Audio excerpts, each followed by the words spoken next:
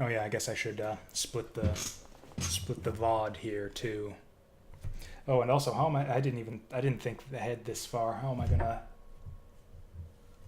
lay out my desktop, like my physical desktop? Because yeah, Tales of Maj'Eyal is a keyboard game. Okay, how's that sound? Check, check, 1 2 1 2. Is it even showing up on here? Of course it isn't.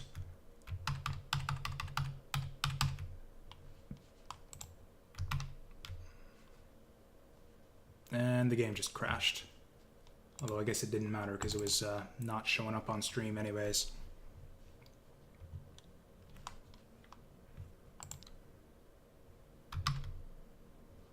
Oh, it's not going to let me... Okay, there we go. For some reason it wouldn't let me Alt-Tab for a while there.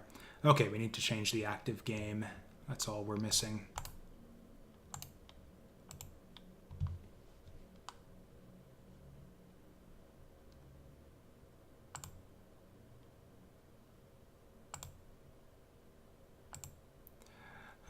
Where are you? There we go, teengine.exe. We do want it to capture the mouse cursor, because this is a bit of a mouse-driven game.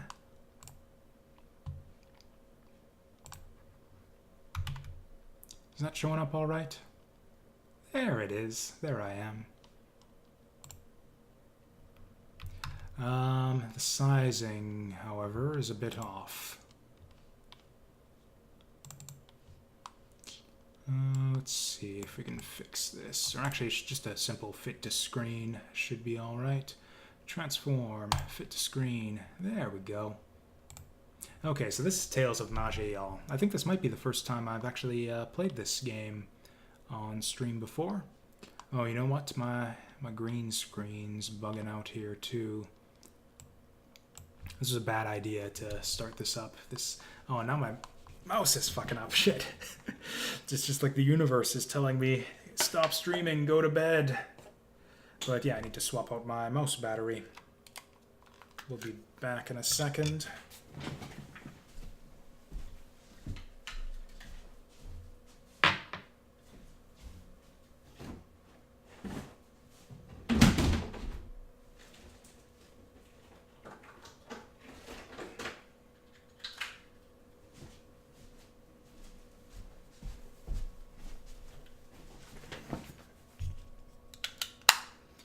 Yeah, I keep a supply of batteries relatively at hand for situations like this. Oh yeah, I gotta switch the mouse back on. Or you know what, I think it's actually the mouse pad. I think it's actually the mouse pad that's causing me grief right now.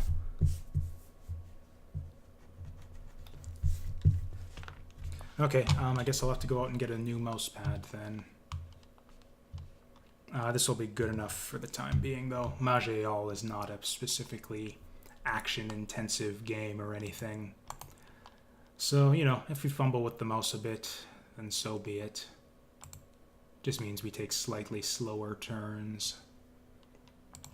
Okay, I need some more color similarity for the chroma key here.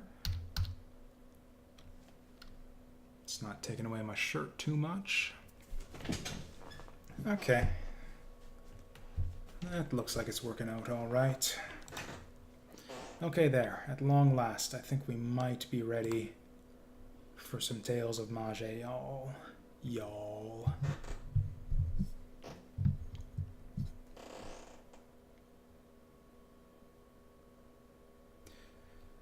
Okay. So yeah, this is a roguelike, like in the classic style, not like all these like action-based like 2D Metroidvania roguelikes and whatnot you see these days. This is a proper, or even like the RTS roguelikes. Yeah, this is a proper classic roguelike, sort of classic dungeon crawling type roguelike. Actually, you know what? Before we do this, I need to turn my sound back on. Normally I play this game with my own background music, but that might run into like VOD muting music copyright issues, so we're just gonna enable the regular game audio.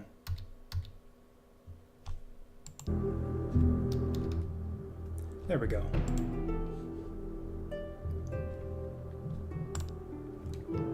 And actually, yeah, since this is the first time I've played this game on stream, we should probably do a sound check right here. So to do that, we just go check, check. Oh, there we go. Check, check, 1, 2, 1, 2, and we're gonna see how that sounds right here, right now. Check, 1, 2, 1, 2, and we're gonna see how that sounds. Now the game audio is a little bit noisy. We're gonna take that down a hair. Now the game audio is a little bit. Okay, I think that should work out for us all right. Really, I'm not gonna gonna get around to playing this too much tonight. This is mainly like a setup thing for the next time we play this, but I'll introduce the game a little bit here. So yeah, kind of a roguelike in the classic style. Dungeon crawling, turn-based, tile-based, all of that good stuff. And this is probably my favorite roguelike. I think I've decided that at this point. Before this, I probably would have named like a Crawl or Dungeon Crawl Stone Soup, I think is the full title. But yeah, this game has a lot of really awesome stuff to it that's kind of giving it a bit of an edge, in my opinion. First up, tons of options for building your character here at the start, and they all play very differently. Have completely different themes and abilities and resource systems. Kind of similar to the way that the characters in Diablo 3 actually all had their different ways of generating their ability using resources. And you can see we got a bunch of races here as well. There's a few expansions available for this game. I have all of them.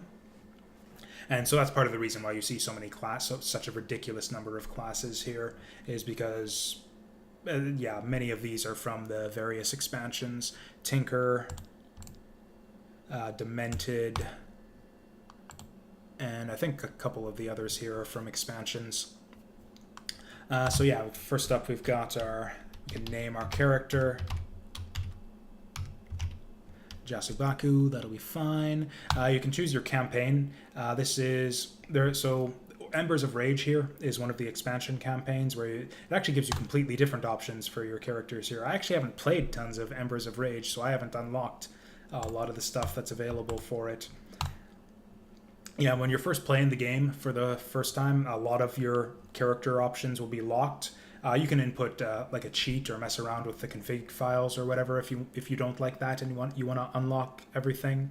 But that gets kind of overwhelming with all the different options there are. So I am perfectly fine to just be unlocking stuff one at a time.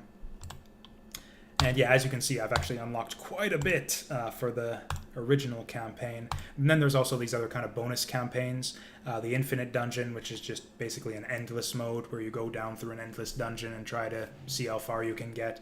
And the Arena, which is basically just a monster arena where you just fight waves and waves of enemies in this medium-sized room.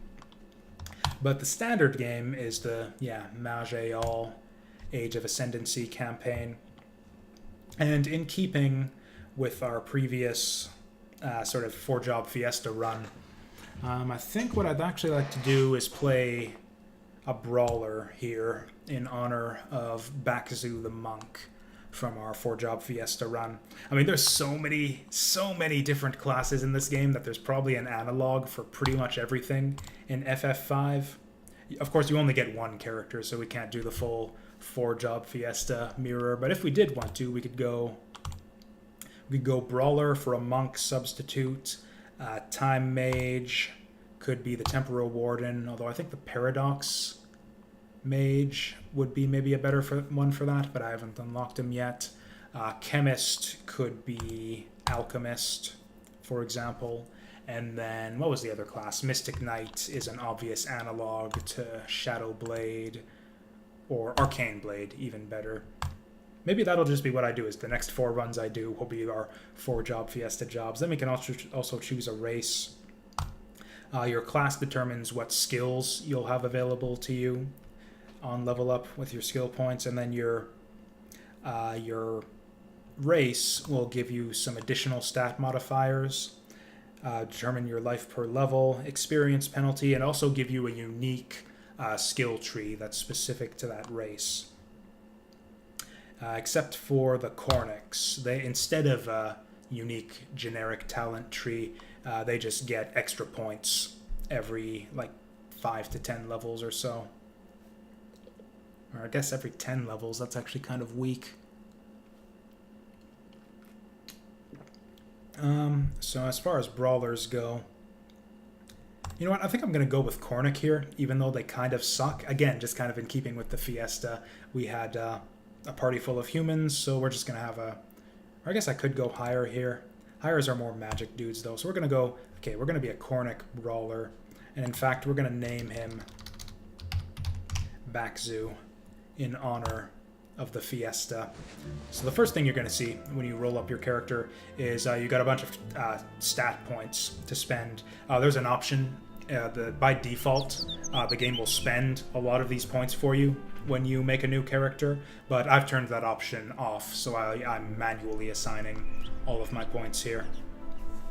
So yeah, you got it's very Diablo-esque, actually, specifically reminiscent of Diablo 2, I think, the skill system in this game, where you've basically just got a bunch of sort of mini skill trees here. Some of them are kind of generic and shared between a lot of classes, like almost all of the warrior classes have access to combat techniques and combat veteran. But these trees right here, actually I think some of them have cunning tactical as well, but these talent trees right here are specific to the brawler, as is unarmed training here. And so the first thing is, yeah, we got a bunch of stats too, kind of your standard RPG fare. We got strength, dexterity, constitution, magic, willpower, and cunning. I think a brawler scales off of strength and dex, but if you're not sure what stats to use for your class in general, you want to look at what your abilities require. So you can see here the combat techniques tree here requires strength, has strength as a requirement to unlock those, so we know we're going to want a lot of strength, and these ones are based on dexterity. And actually cunning is one too for these guys, I forgot about that. But it looks like it's mainly dexterity and strength to start off. It's a bit tricky to have a class that spreads its stats across 3 things. There's also Constitution, which almost every class wants, but to start off, you generally want to max out the stat that corresponds to the tree that you're going to be putting most of your points to, and that's going to be these guys right here, so we want a lot of dex to start out. And you see that unlocked some more generic talents over here. So yeah, every level, I think you get 1 generic talent and 1 class talent, or generic point and 1 class point. And then every 5 levels, you miss a generic point but gain 2 class points instead. Every 10 levels, you gain a category point, which lets you unlock new skill categories. And that's the way that we would get the ability to use these extra talent trees down here. For a lot of classes, that's actually not very useful, because a lot of the unlockable talent trees will have a level requirement. Like, for example, you can see here, one of the requirements for our Tier 2 skills is level 4. And a lot of your unlockable talent trees will have level 10 as a requirement, because that's when you get your first category point. But Brawler is one of the few classes that actually has a useful talent tree that it can get right from level 1. Which means Cornix are maybe not a bad choice for Brawler here. I don't know, I haven't played a lot of Brawlers. Or I had a Minotaur Brawler that I used in the Embers of Rage campaign. Took it pretty far too, I think I took him right to the final boss. Oh right, oh this is a really important tree right here too. We're going to want some cunning real fast. In fact, we might even want to forego this and go straight for cunning right off the bat. Oh yeah, this is tough. We want this light armor training though, so we'll get these 3 at first, and then we're going to go hard on cunning. And then yeah, armor training just makes our light armor more effective. I guess maybe we'll go heavy armor at some point. Actually, we are a strength class, so I think we'll actually go heavy armor eventually, so yeah, fuck that. We're going to go straight cunning, straight up. This is going to be helpful because Brawlers are pretty weak in the early game, and we've got free points to spend, so we might as well get these guys too. Although you don't always necessarily want to spend all your points right away. Sometimes you want to save them. And then this guy right here is pretty good. This is actually going to be one of our main sources of damage, but unfortunately we don't have the points to take it to the next level. Got a 14-point dex requirement. I think I'll actually take the extra point in dex just so that I can actually use these skills right here. Oh yeah, so this skill right here inflicts stun. So actually I think we want that. We want rush. We won't be needing stamina right away, but we'll actually take this because defense is fairly useful early on. And then the category points. So one thing you can do with category points is unlock these new skill trees. Oh, you know what? I just realized I can't actually see chat while I'm doing this. That's the other thing I've got to set up for when I do Maj'Eyal streams. Or I guess I could get it in windowed mode. I don't know. Just be aware that I am not going to be able to respond to chat right now. But the other thing you can do with category points, which is usually what you want to do with a Cornic, is get a new inscription. And I'll explain inscriptions a bit later. So yeah, I think this is a decent setup for right now. It's not the worst thing in the world. In fact, it's often very helpful to bank your skill points when you're playing this game, just to save up. Because, you know, once we hit level 4, we'll unlock all of these skills, and often you want to use like 3 skill points on the tier 2 skills once you unlock them. So yeah, it's often a good idea to bank those skill points. So this is a reasonable start. And yeah, we're just going to go ahead with it. So your race determines which region you start in and what starting quest you get. There's tons of text in this game. There's a whole like massive amount of like just lore and story and dialogue and all of that. I am not super interested in any of that, so I'm just going to skip all of it. I've pretty much always... Actually, my first couple times playing the game, I read a bunch of the lore text and all of that, but it's just too much to go through. There is so much freaking lore in this game. Yeah, we want striking stance. That's just a simple passive skill that's innate to your Brawler. So yeah, you can see all these down here. Oh yeah, this also, the interface here might look a bit differently. For any of you who are familiar with the game, this will look quite different to what you're used to. This is the classic interface option. By default, it gives you the minimalist interface, which looks a little something. Graphics mode, HUD style classic. Oh, it won't take effect until we restart. Never mind then. But yeah, the modern interface is basically replaces the frame here with just a few little bars up in the corner. Basically gives you a bigger map and overlays a bunch of your bars and stats up in the top corner. I prefer the frame myself. And actually, with that being said, I can actually set up my webcam where it will not be in the way of anything. Chat box is a bit up in the air, though. I don't know what to do with the chat box here. We'll just leave it, yeah, overlaying. Or actually, we'll stick it over here, so it'll kind of be in the way of the skill icons, but that is fine.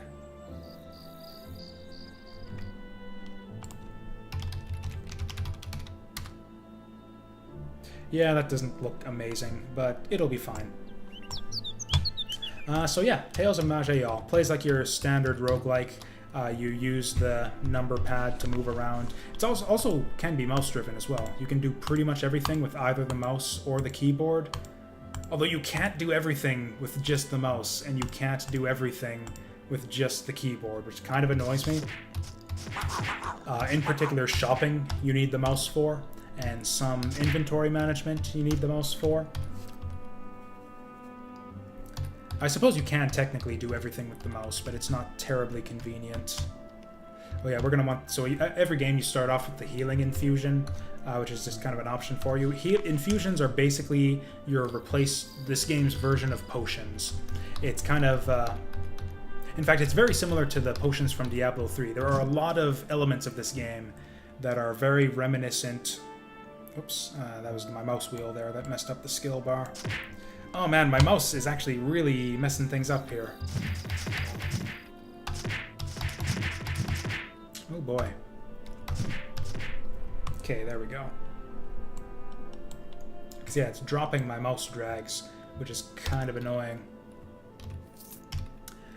Okay, so this is just a straight upgrade to our regular leather armor. No reason not to use that. So we got this transmogrification chest too.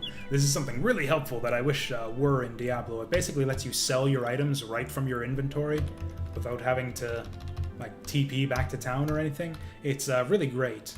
You actually don't get it by default. You have to... There's a quest that you need to complete.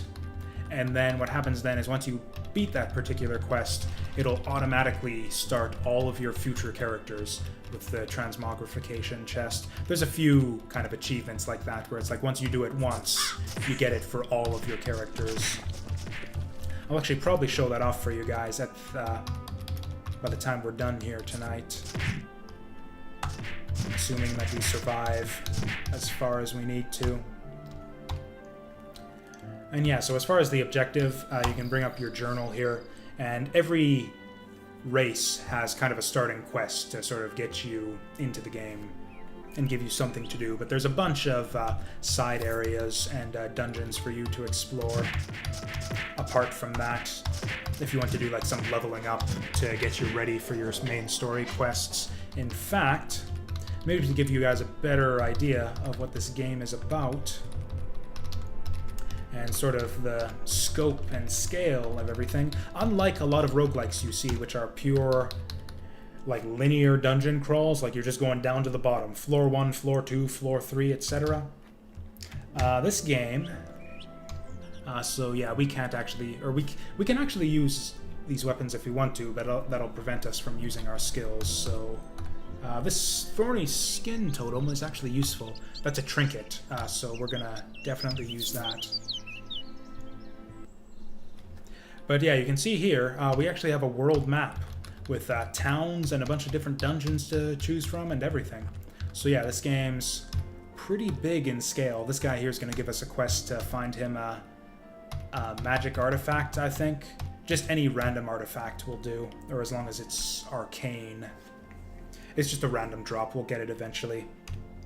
So yeah, again, if you're kind of observant, like a lot of the Diablo-esque elements might be manifest to you already. We got like an emphasis on these complex skill trees with lots of different ways to build your characters and lots of different classes of characters, all with their own different playstyles and multiple different ways to even build each character. Like within the same build, like you can build brawlers like a bunch of different ways depending on which one of these trees you want to take and whatever. Like early game you don't have a ton of options, but later on things start to diversify based on what future skill categories you choose to unlock. You can see that Brawler's a bit weak in the early game. A lot of other classes would be able to take these guys out no problem. So one of the routes that you can go with the Brawler skills is the combo route. So you can see every time we use that double hit there, we get a combo point. Oh yeah, this is our list of buffs and statuses and debuffs and everything. You can see we got that persistent striking stance. Oh yeah, incidentally, this is a great game in terms of interface and stuff. Basically, anytime you want to know about anything, just mouse over it. And it'll tell you, like it'll explain it in great detail too. It explains pretty much exactly how accuracy works, pretty much what all of your different skills do, all your primary skills, secondary skills, and what the status does. That's the main reason, actually, why I prefer the classic interface, is because I don't like the way that the modern interface displays your status effects. The modern interface replaces the text here with a bunch of icons over on the side, sort of similar to your skill icons you can see on the bar at the bottom there. The thing is that a lot of the times when basically those status effects, those status icons on the side will usually have big numbers over them to show how much longer the status will last. And that makes it really hard to actually distinguish the icons from each other. I had a big problem just telling which statuses I had on me because I couldn't tell the icons apart. So that's the main reason why I've gone with the classic interface, because I prefer the text display for those status effects. Oh yeah, you can see me zooming around the map here. That is auto explore.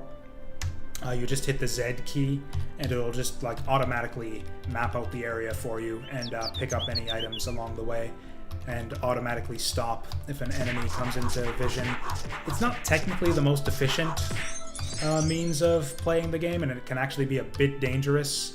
Say if you're like taking corners, like sometimes it'll take corners the wrong way, for example, in big open areas.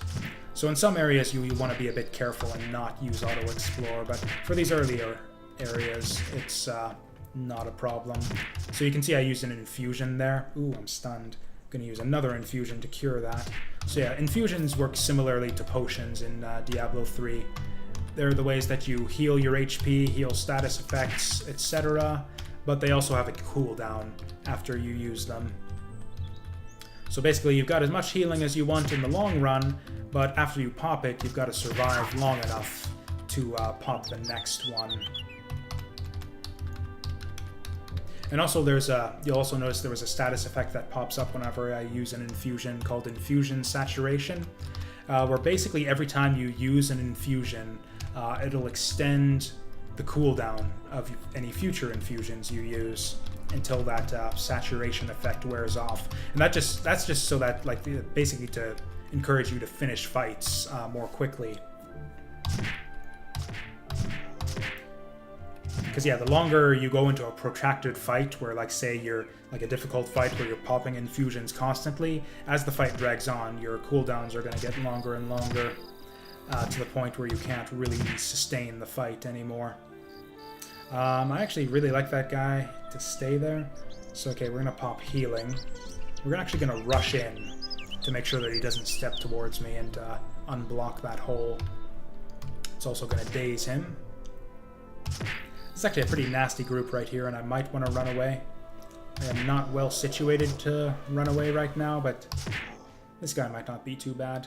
So yeah, you can see I've got that combo status right there. That's part of one of the many ways that you can build your Brawler is based on that combo system. Basically, you've got some skills that are combo builders, and then some that are combo finishers, where it'll basically expend your combo to do some kind of buffed up attack, and the bigger your combo, the bigger the effect. Like this one here will stun the enemy based on how big your combo is. It's actually one of the best Brawler abilities right here, because stun is one of the more useful effects in the game, as it turns out. That'll heal the poison. I get a bit more careless than I should sometimes in these games, especially early on, where I expect things to be easy. Oh yeah, the other thing about the auto-explore is if you hit auto-explore, it'll automatically rest before exploring. You can also rest... I think we're going to want to disengage here to a little hidey hole. If I can figure out... Oh, I've got number lock on. There we go. Whoops. What did I do wrong here? Oh yeah, there we go. Right, you got to target an enemy with that one.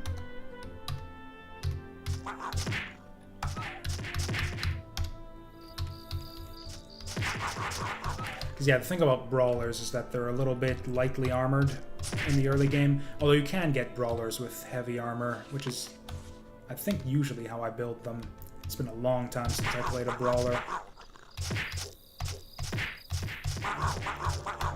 Oof.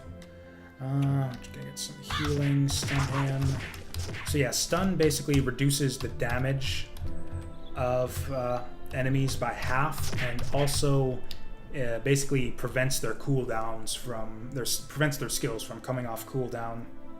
I say enemies, but you can actually be stunned yourself, and it's actually, yeah, one of the nastier status effects to have placed on you. Stun immunity, and basically ways of dealing with stun is one of the more important things to have as you get further on in the game. I think we actually have one of the better... Yeah, the conditioning generic tree is actually really good for that. Particularly unflinching resolve right here.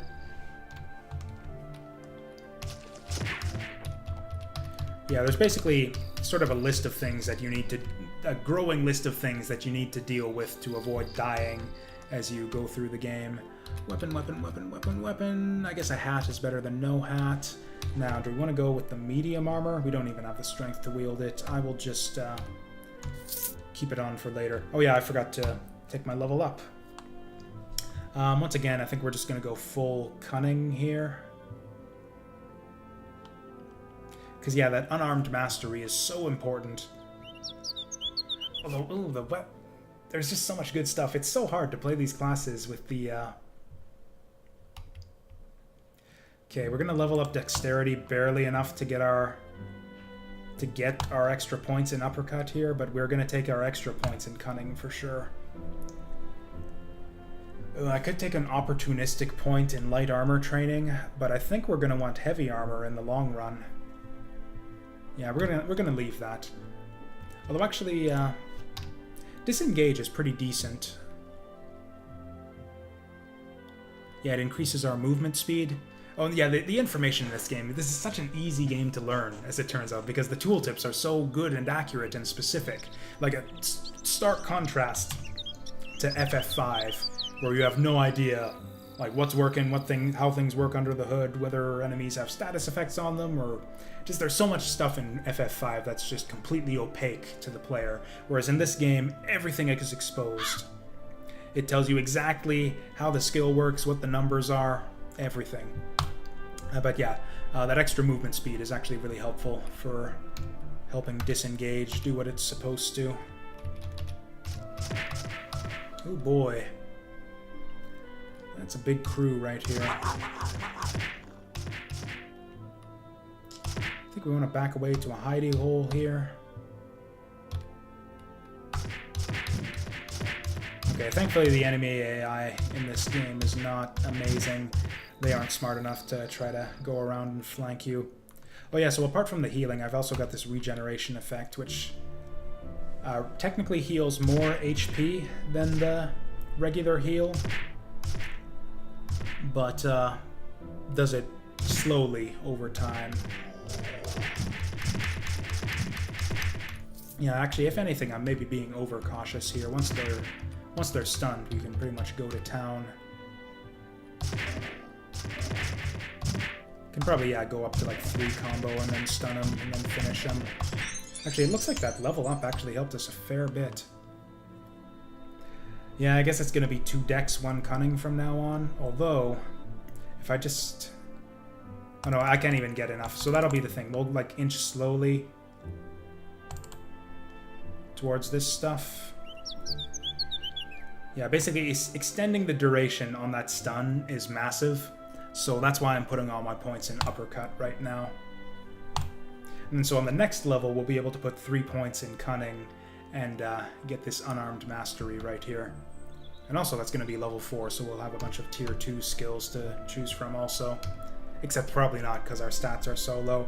Okay, this is the boss of Trollmeyer right here. He can actually be really difficult for new players, like if you don't know how to cycle your skills and whatnot, but we're going to go for him anyways. Okay, that's alright. Actually going to take a regen here.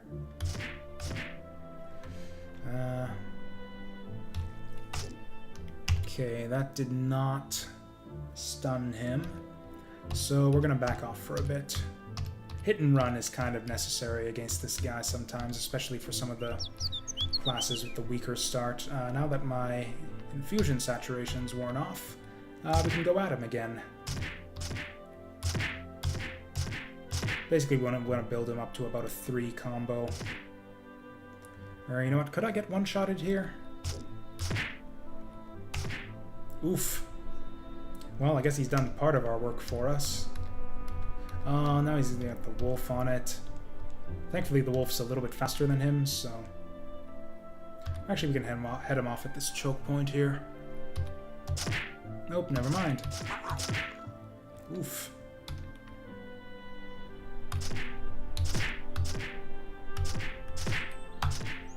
Okay, I know that this guy is stunnable. This isn't like FF5 where bosses are immune to like all of the good status effects.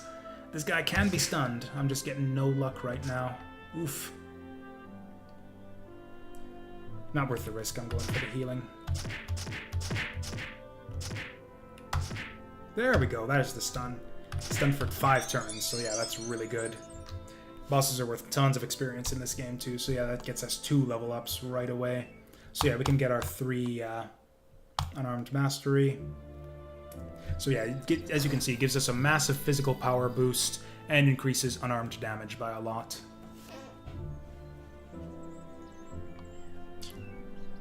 This skill right here is also super important, so I think we'll take 2 more for this one. Increases your strength based on your cunning and your constitution based on your dexterity. Oh yeah, I forgot about that. That's super important. So we can basically put all our points in dex and cunning, and then we'll just get strength and constitution naturally. So yeah, it doesn't even matter that we missed those early points in strength. So yeah, I exited out there to like permanently assign the points. So it's what? Strength based on cunning. I think we want more cunning. These are super important skills right here. Although, what is this? That's not... I don't like messing with dodge in this game. Well, I mean, we only have 1 more stat point, so we can't assign it super effectively. I think we'll actually take an extra point in Rush. I generally like to go level 3 Rush, just because the extra range is super helpful. Actually, I can go level 3 Rush right now. Or I can just save my points until we unlock those tier 2 skills. And you know what? I'll be wanting these eventually, so I'll just take 1 point in counterattack as a prerequisite. And apart from that, I think we just, bank the rest of them for now. Yeah, I'll bank the generic points too, because we want to save basically all of our generic points for these guys right here. Ooh, or maybe not. This is actually really good. The regen from Vitality is actually really good. That might even help us with the next boss fight coming up, because there is another boss fight coming up right now. Oh, look, a bunch of awesome items that we can't actually use because we're a... we're a brawler. Okay, so now we've got another infusion. Normally, you can only have 3 infusions at the start of the game. But because we have that extra category point, we can actually just take this extra regeneration with, without having to replace anything else. Yeah, that Bill's Tree Trunk is an excellent drop for certain classes. You can see, it's got its own active ability that's really good. It does tons of damage. It's just really good. Same with the shield. The shield, really great for sword and shield classes. And we can't really use any of it. We've actually been getting kind of bupkis for equipment drops right now. So unlike with FF5, brawlers in this game are not completely weaponless like the monks in FF5. Your damage as a brawler is based on your gloves that you have equipped. So yeah, gloves are super important. I mean, you can see it actually gives you a couple options of gloves. It starts you with both the leather gloves and the iron gauntlets, and you can see there are kind of benefits to both. One has better attack speed and lower power, and the other has higher power, lower attack speed.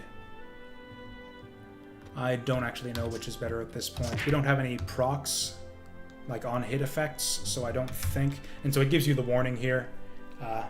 Mighty Troll, Traces of Blood, don't go here. We're gonna go here. Are any of these arcane? Okay, so yeah, these yellow items here are called artifacts, I believe. And that's what that magic guy on the overworld wanted from us, was to find an arcane artifact. Basically, every item in the game has kind of a school that belongs to. Like you can see here that this guy, Bill's Tree Trunk, is master crafted. Coral Spray is infused by nature. Arcane Disrupting. And yeah, one of the schools of item that you can get is Arcane, which is what the one dude wants. We were done with our skill points, right? All right, do we want to take opportunistic skill points? Because this next boss fight can be really tough. They don't really expect you to come in and fight this guy right away, which is why they give you the warning, but you can kind of do it if you're very tactical about it. First things first is to try not to aggro him right off the bat, which I kind of fucked up. I missed my stun there, so we're going to back off a bit. Basically hit and run. How much damage? That's an important thing too. So you can hit Control M to check the message log. And so he hit me for 55 damage. So that's an important number to remember.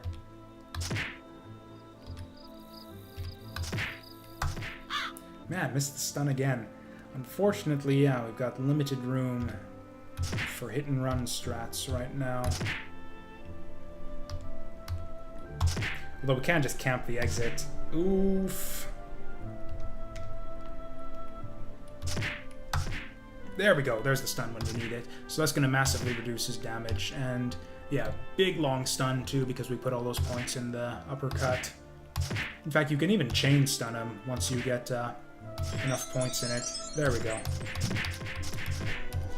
As long as you're not dumb enough to get into a stand-up fight with him and just kind of kite him along the corridor and hope you have enough damage to kill him before he corners you, that's a doable fight. And that is the boss fight that gets you your transmogrification chest. So if it's your first time loading up Tales of Maj'Eyal, probably you want to make sure that you kill this guy on one of your earlier characters. Though there's no shame in exiting and leveling up a bit if you think you need to. Yeah, we want Cunning for sure. This is weird how the tier 2 skill has lower requirements than the tier 1. We'll take the extra stats. Ooh, that's a good one. Basically, any physical attacking class wants to max out weapons mastery pronto. Although in our case, it's only good for the physical power and not for the weapon damage, because we obviously don't use any of those weapons. So we might leave that for now. Yeah, we'll save that. That'll be like one of the last things that we unlock with generic points. There we go. That was a big point right there. So what do I want? Oh yeah, the spinning backhand is quite good. It's also a combo builder. So we definitely want that. Yeah, the whole thing about finishing moves is that they consume your combo. So generally you don't really want to put too many points in more than one of them. And I honestly think that the uppercut is the best one. Once you get super late in the game and you start maxing out all of these guys, you can get so many combo points that you'll like max out your combo by the time your uppercut's off cooldown, and then you can start maxing out like a Haymaker, which I think is the next best one. Like there's reasonable situations, like these are all reasonably good abilities. There's certain situations where they're all useful. Even 1 point in Concussive Punch can come in handy, but for now I think we're just gonna continue maxing out uppercut, and then there it is. I'll take that extra point in rush as well, because yeah, that starts being really helpful. Oh yeah, and the other thing that we got, not from this boss, but from the previous one, was our Rod of Recall, which just lets you teleport out of any dungeon. Although as you can see, it's got like a 40 turns before that takes effect, so you can't just like emergency TP out. If you think you're gonna have trouble, you can use it. Yeah, we're just gonna rest to let that go. That is worse or better.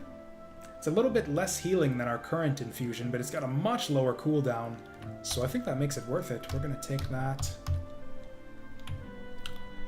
This is just a straight. So this is infused by arcane disrupting forces, which is important for some characters. For every arcane disrupting item you have equipped, it basically adds a chance for your spells to fail whenever you cast them.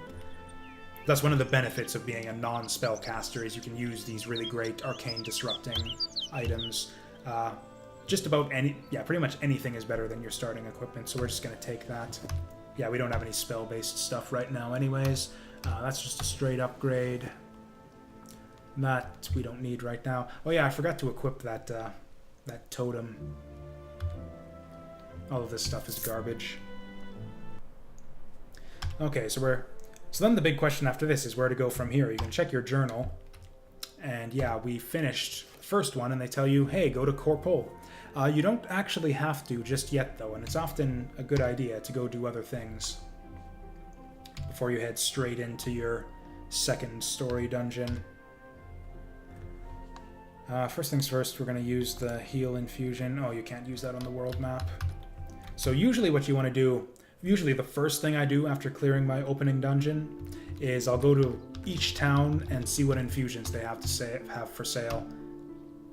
I think that's like the best thing you can do first right off the bat in this game is replace your starting infusions and just get something better, because they become obsolete very quickly. It's like your starting regen infusion gets you 60 life over 5 turns, and you can see already we're very quickly, like 60 life is not a lot at all already. By the time you get a few more levels, it's like nothing. So you'll want to replace that. The healing, yeah, we'll replace that. It's less healing, but it's much, much faster.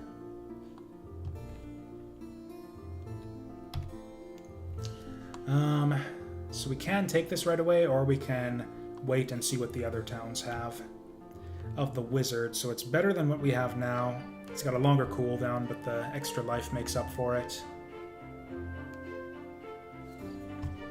I think I'm going to wait and see what we get from the other towns. The other thing you can do in these towns, which is helpful, or not really helpful, but eventually good early on, is that each town has one of these alchemist side quests, which is basically just kills specific monsters for benefits. Dex Cunning, so yeah, we got this one. Elixir of the Fox, increased dexterity and cunning, permanently increased defense and ranged defense, and permanently increased physical crit chance. This is just a no-brainer for us. Dexterity and cunning are our primary stats, so that's obviously what we want. And now we have a quest to make a potion for this guy. And these are basically the enemies that you need to kill. I believe they're randomly determined for each potion. So yeah, there's no telling when we're going to finish that, but when we happen to kill all those things, we'll get a nice free potion out of it. There's actually the way that Alchemist side quest works is actually really complicated, but we're not going to get through it tonight anyways, so I'm not going to bother explaining it. Basically, based on the order in which you get each potion, you might get more or less potions by the end of it by manipulating who wins the contest. It's complicated. Honestly, I'd just look it up on the wiki to see the mechanics of the alchemist side quest. Or the idea is that it's all these different alchemists in this alchemy competition, and you're helping them make potions to win this contest. First person to... Okay, apparently I'm going to explain it all anyways. The first alchemist to make all 3 potions wins the contest. Which basically ends all of the potion side quests. Once someone wins and makes their 3rd potion, you cannot get potions from any of the other alchemists. So you kind of have to be a bit strategic as to what order you choose to get your potions. These are all really bad. I guess we'll just take the stat points. This is Magic Town right here, so there's not really anything useful for us. So there's no infusions for sale in that town. Instead, there's runes, which are basically... They also use inscription slots. They're basically the same thing as infusions, except they have kind of different effects. And most importantly, they don't trigger infusion saturation. They trigger a different type of saturation, so you can kind of balance your inscriptions between runes and infusions to avoid the worst of the saturation effects that increase your cooldowns. Generally, you want to go full infusions whenever you can, though, because most of the infusion effects are just way better than most of the rune effects. That regeneration infusion of the sneak is really good. It's not amazing right now, but it scales with cunning, which means it'll only get better and better for us.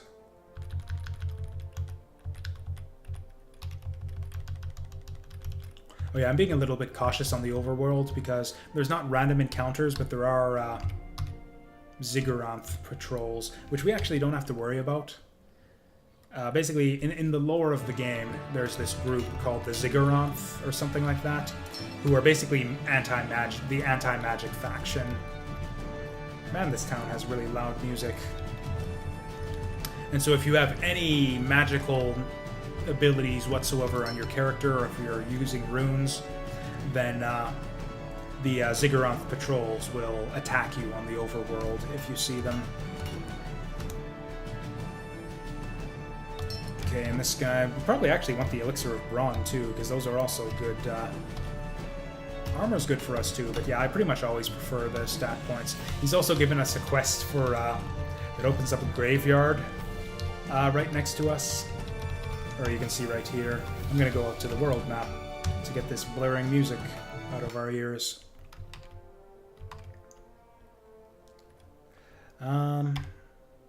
Yeah, now for a grave. So yeah, find the graveyard in your last hope. This is a noob trap right here. The graveyard is like a level 30 area, and once you go down into it, it locks the door behind you. So yeah, that's one of the nastier tricks that the game pulls on first-timers there. You get a little message at the bottom saying that like the area feeling, which is kind of a holdover from Angband, which this game kind of has historical ties to. Tales of so yeah, actually I didn't even really explain what this game is or the history of it or anything. Tales of Maj'Eyal was originally Tales of Middle-earth. This was a Lord of the Rings themed game, which was actually a spin-off of Angband, which was another Lord of the Rings themed roguelike. I believe it was actually like a fork of the Angband like repo. It was actually based on Angband code originally, until I think in like ToME version 3 they made their own engine and completely revamped the game. And then at some point they changed it from Middle-earth to Maj'Eyal so they could charge money for it, which is not a bad thing. This game is totally worth money. Although incidentally, yeah, I didn't even mention, this game is free to play. You need to make a donate. You can buy it on Steam if you want. There are basically like some silly unlocks, which is basically all cosmetic stuff. And like you get like one beta class before it's released. You basically get early access to the beta classes and a bunch of cosmetic options for your characters, like unique sprites to choose from for getting the paid version of the game. But that's it. You can actually download this game for free on I think it's te4.org. And yeah, you can play it for free. And then you also have to pay if you want the expansions as well. Or you can just buy the Steam version. I think that's what most people do.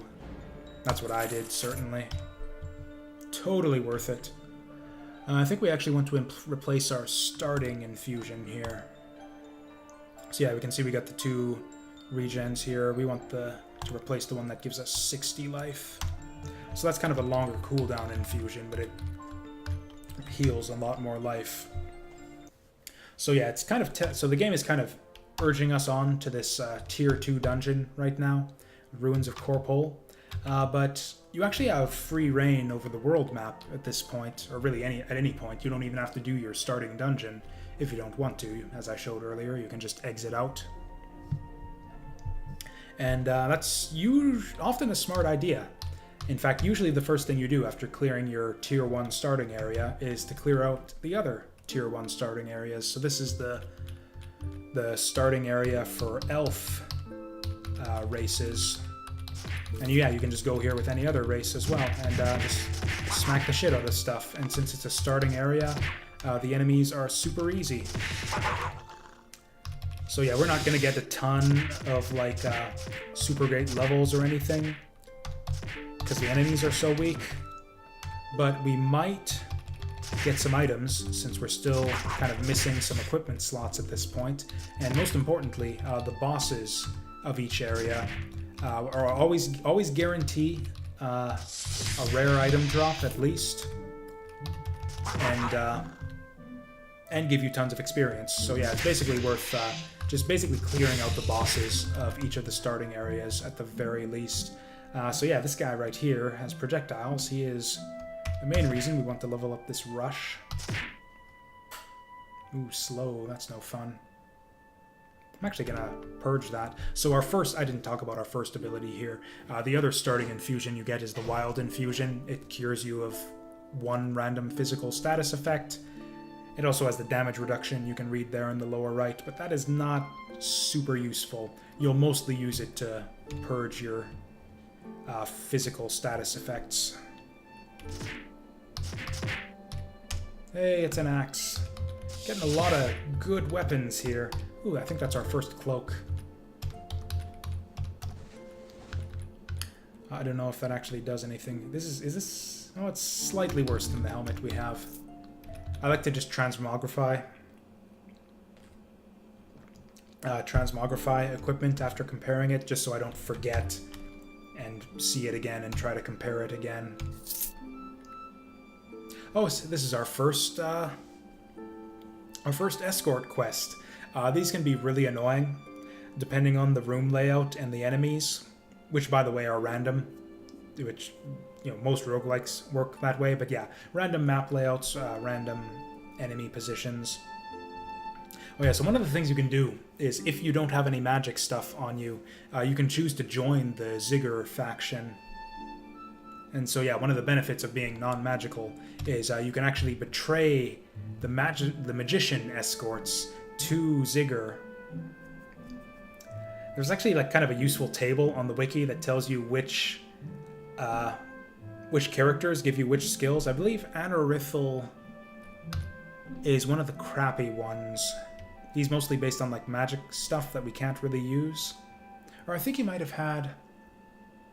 No, I'm thinking Paladin. Yeah, we're gonna send this guy to Ziggurar straight up. Just to show it off.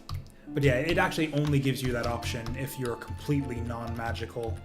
No spells, no runes. I think not even any arcane equipment, maybe. Do I have any arcane equipment right now? Oh, I actually do, but apparently it doesn't care. Actually, there's a few little-known things you can do to kind of help with the escort quests. So if you... There's a couple ways to do this. I have V as my cursor mode key. So yeah, I hit V, and then I can hold down Shift to move around and select things with the cursor. So I can select my NPC escort guy here. I can give him an order, and I can tell them to tell me where the portal is. You can also have them wait for a little bit, which can be tactically useful sometimes to keep them out of trouble. Okay, we're just going to sit in the corridor here. Because yeah, these escorts are super weak. Like if an enemy basically looks at them funny, they're going to fucking die.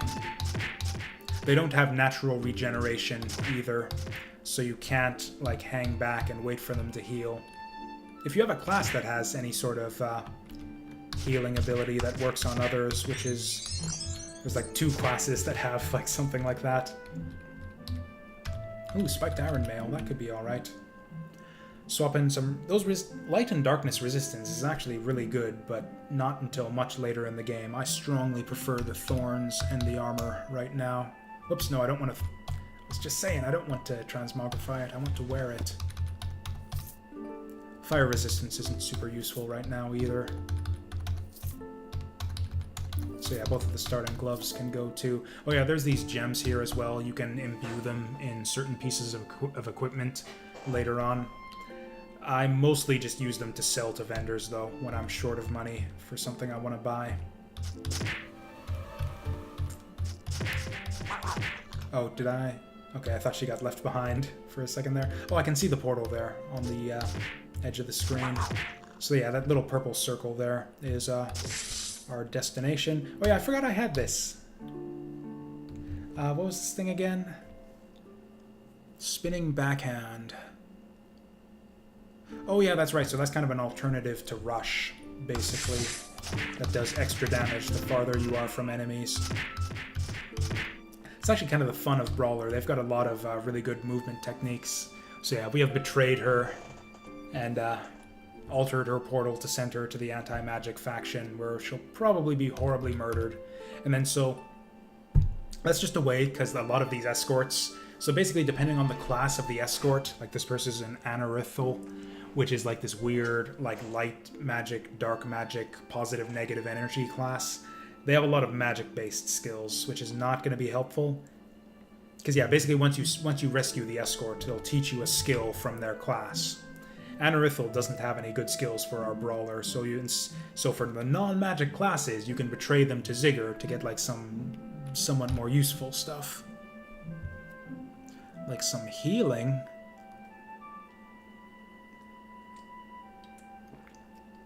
Does this not even cost anything? Ooh, this is a passive. Passives are often really good.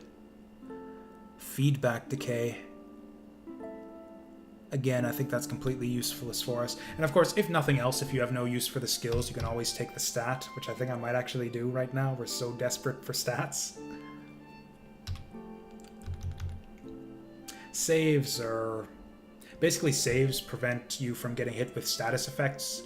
There's basically 3 types of damage or types of abilities in this game. There's physical, magical, and mental attacks that each have their own large array of assorted status effects. So yeah, each of the saves basically protects you or reduces your chance to be hit by status effects of that type. You needed a ton of saves though, for a ton of save score for them to be really useful. Immunities are way better than saves in general, although you don't usually have access to them until way later in the game. That healing looks alright. It heals stamina too. So all of these different types of things it says here, restore stamina, mana, equilibrium, those are all different types of resources that are used by all the different classes. I honestly think I'm just going to take the point of cunning. Oh yeah, again, I missed the level up here. Yeah, I think we're just cunning all the way here. Yeah, we want the unarmed mastery above everything else. Then, what else do we want?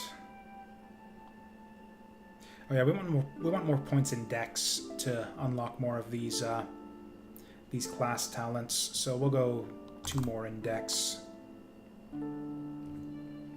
Oh, actually, this thing gets a range bonus too, so yeah, we'll start pumping that up. In fact, we'll probably put points in that instead of getting that 3rd point in Rush.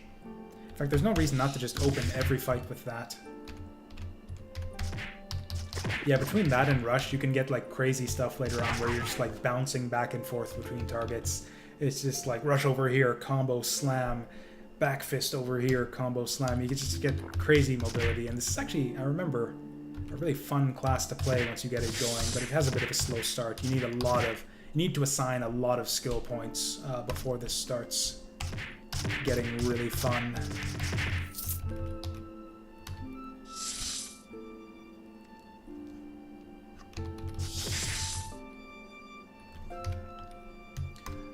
Ooh, copper ring. Doesn't do anything for us though. Plus 1 point in melee thorns. I will take it. Oops, no, I will take it. Oh yeah, I still forgot to put that thorny totem on. So one of the slots you have is for accessories, basically, or I guess they call them trinkets or charms, something like that, which are basically items with active abilities. Oh yeah, speaking of which, a lot of your other equipment can have active abilities too. These gloves we have can be used to destroy an arcane item. I believe it just means an arcane item on the ground and not equipped by an enemy, so that is not super useful. Oh, there's... okay. Early shot at the boss right here. Or actually, so here's a thing you can do. Because yeah, this spinning backhand does more damage based on how far away you are. So one thing we can do is you can wait, you can hit him, we can back off, and then we can go back in and get the extra damage from the spinning fist, and then we get an extra combo there. We're at 3 combo, and we can punch him. Now he's stunned. I want to know when the stun wears off. Okay, so he's unstunned for 1 turn, but we're just going to stun him again right now. Okay, we missed the stun, but I think he's almost dead anyways. And actually, we can do that whole combo again. Okay, but yeah, that's kind of your basic, like, serious fight brawler strategy, is you just, like, combo away, back off, spinning fist, combo away, stun, and just some combination of that. Just rotate your skills. skill rotations are, yeah, a big thing. Again, very similar as in Diablo, where it's like you learn your class and figure out in what order to apply your skills.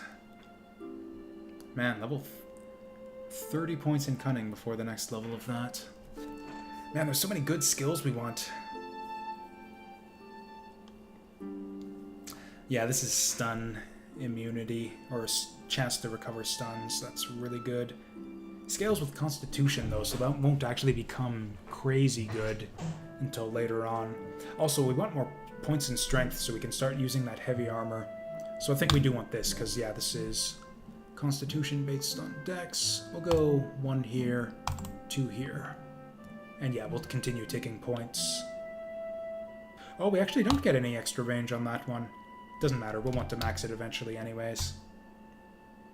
Oh wow, so yeah, this is one of the benefits of, yeah, Brawler, is we get those free points in Constitution. Most classes don't start putting points in Constitution until way later on.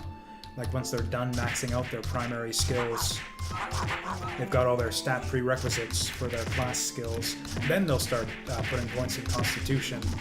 Brawler just gets them for free, which means I can start putting points in Thick Skin, which is an excellent skill, but you need a bunch of Constitution to use it. So yeah, we're off to a good start here. So yeah, I think you guys kind of get a sense of what the game's all about here. Oh yeah, there was one other option. I completely forgot about this. One other option that I neglected to describe on the character selection screen. That is... Does it actually say it here? Does it actually show on here the option that I chose on the character select screen? Okay, whatever. Basically, the other option is... there are actually 2 other options. There's a difficulty. We're just playing on the standard difficulty because that's just what I do. I'm a weakling. But not a complete weakling, because your other option is your death settings. So by default, unlike a lot of other roguelikes, this game doesn't actually enable permadeath by default. The default death setting is, I think it's called standard or classic or something. Or no, maybe it wasn't adventure. Whatever. But the default settings, it actually is based on a life system, where basically every X levels you earn an extra life. Which I think is a good thing in this game, because there are some really nasty surprises that can just take you out flat later on in the game if you're not prepared for them. I, however, being a manly man, or at least half of a manly man, because we're only playing on normal mode as opposed to... And yeah, normal is like the second easiest mode. I think it goes from there to Nightmare, Maniac, and Insane, something like that. I think I messed up the order of those, but yeah. Well, we don't have an amulet, so we might as well take that. Skull Cleaver, that is an excellent axe. Ooh, do we want to swap Con for Strength? We don't. That's actually one of the tricks you can use, is instead of putting points in Constitution, you can get an item that increases your Constitution to meet the prerequisites for some of your skills. Because yeah, once you've learned a skill, it won't unlearn it if you suddenly fail to meet the prerequisites. That's a tough word.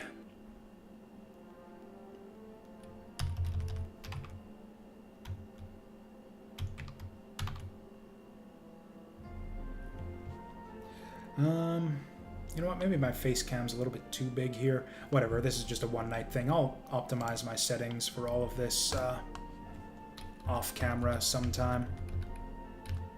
And over here is the tier 2 dungeon for elf characters.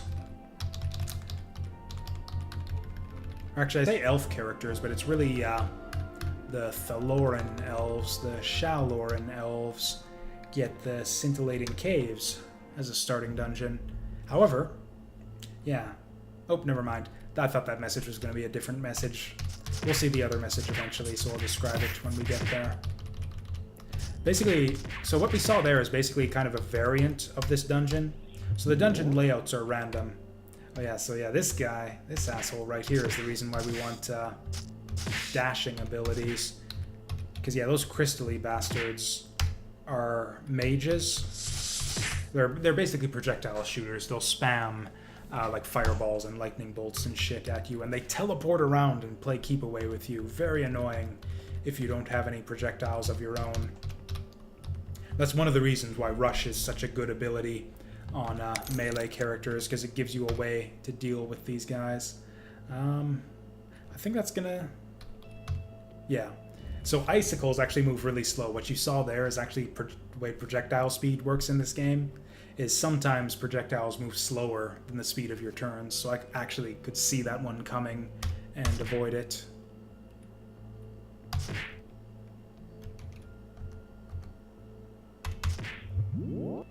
Oh, you saw there, he teleported away. And I used up all of my rushes like an idiot. Whatever, we'll just tank the hits. It's a mace! Getting a lot of good maces and axes here. Should have played like a bulwark or something. That's just, that again, the Diablo curse. You always get the good weapons for the class that you didn't choose. Oh hey, 2 rings right off the bat. Haven't seen any rings, and now all of a sudden we got 2. Oh hey, our first lantern upgrade too. Not a big one, but I'll take it. Actually, we've got a lot of damage on hit, or damage when hit now. That's actually one of the tricky wording things to watch out for in this game, is the difference between damage on hit and damage when hit. On hit is when you hit them, when hit is when they hit you. Ooh, wow, that's a lot of good resistances. Which of these rings is worse? Accuracy, dex, that's pretty good. Saves, garbage. Like I said, immunity's way better than saves. Oh yeah, so I was saying that message we got at the start of this dungeon. Basically, most dungeons have some sort of like rare alternate version that has a random chance to show up whenever you load a new dungeon. So this is the rare version of the scintillating caves. Usually the alternate version, alternate versions tend to be a bit more difficult than the regular one. Although the only difference with this one is that the areas are a lot smaller and, yeah, a few more sharp corners. I am stunned. That's really bad. Oof. Crystally bros for days. But yeah, there's just so much to talk about this game. I haven't even had a chance to like slow down and explain why I like it so much. Hopefully that's evident. It's basically all the stuff I like about Diablo. This is, I'd almost go so far as to say that this is like kind of like a Diablo implemented, like the best parts of Diablo 2 and 3 implemented in a roguelike, like a proper turn-based roguelike. I know Diablo kind of has its roots in like Angband and NetHack and classic roguelikes in the first place, but yeah. And just like the way skill trees work or the skill system works is very reminiscent of Diablo 2, just with like all the different classes and all the different ways to build your characters. You got the random item drops, sort of the loot pinata aspect of getting item drops from enemies. You've got like your rare monsters with the different crazy modifiers who drop who have the guaranteed rare drops. Yeah, there's a lot, lots and lots of stuff that's basically cribbed right from Diablo in this game. It's just like, what a concept though. It's like, because all of the good stuff about Diablo, like none of the good stuff about Diablo is the actual gameplay of Diablo. Like Diablo does not at all need to be real time for you to get all the benefits of the good stuff from that game. The good stuff in Diablo is, for me, it's the skill system. It's always been the skill system for me. I love being able to play a game like a bunch of times and play it differently every time with a different character and a different skill build. That's what I like about Dark Souls so much too. It's like you play the game with a new character, and it's actually, yeah, what I like about Final Fantasy V and the 4-job Fiesta. It's like, depending on the job you roll up and how you choose to build your character, it is a different game every time. And the classes, and there's just like so many classes, and they all play so differently and have such like just cool concepts and abilities to them. Like just apart from the concept of like, hey, this is our first pair of boots. What the fuck? Apart from just, yeah, the greatness of the concept, it is just exceptionally well implemented. Just the creativity on display here with all the different classes and abilities. Just top notch. I can't believe this is free. Who would play this for free? This guy deserves money. It's like one of those like single dev joints too. There's like one guy who's responsible for practically everything in this game, or I think he outsourced the graphics.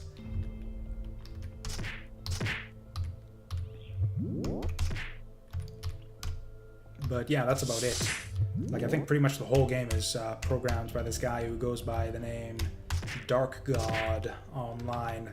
And yeah, all credit to him. This is like I said, like my favorite roguelike, period. I don't think it's even close at this point. I have put probably on the order... I'll check how many hours I've put into this game once we're done with the stream, which who knows when that'll be. We could go on for way longer than I should, considering it's a work night. What was I thinking? Thinking I'd be like, oh, we've got like 20 minutes left in the stream. I'll just do a quick bit of Tales of Maj'Eyal. Yeah, right. Yeah, we're gonna keep leveling this up. Okay, now we have another source of combos. Although, we could get that range too, and it's actually really helpful here. And we don't have another combo finisher to make use of all these combo points anyways. So, yeah. Okay, and then the last level doesn't get you any extra range, so we'll probably leave that at 4 for quite a while.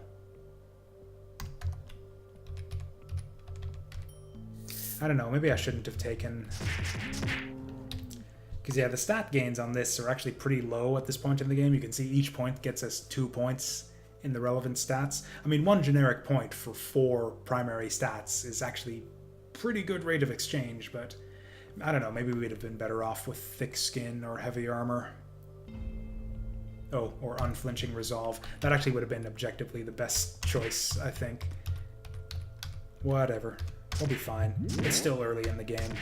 Things aren't going to get super tough for quite a while yet. Like, the game's tough when you first start out. Ooh, physical resistance versus 3 magic? Yeah, I'll take that. The game's actually really difficult when you first start out. Like, by no means was I able to, like, clear out the bosses of Trollmeyer. Like my first time through. Like, it used to be when I was first learning the game, I would have to like leave and level up to be able to fight. Not even like the second boss of Trollmeyer, or to fight, what is it, Bill. But even to fight like the chump before him, I'd have to like leave and level up in order to do it. But once you know like once you learn the systems and know how to intelligently assign your points and have a better hang of like how to take advantage of the tactical combat and use hit and run strategies and how to cycle your skills properly, you can get through these early areas pretty consistently. Oh yeah, was I done talking about... Ooh. Although with that said, a badly timed rare enemy, just as in Diablo, can always ruin you.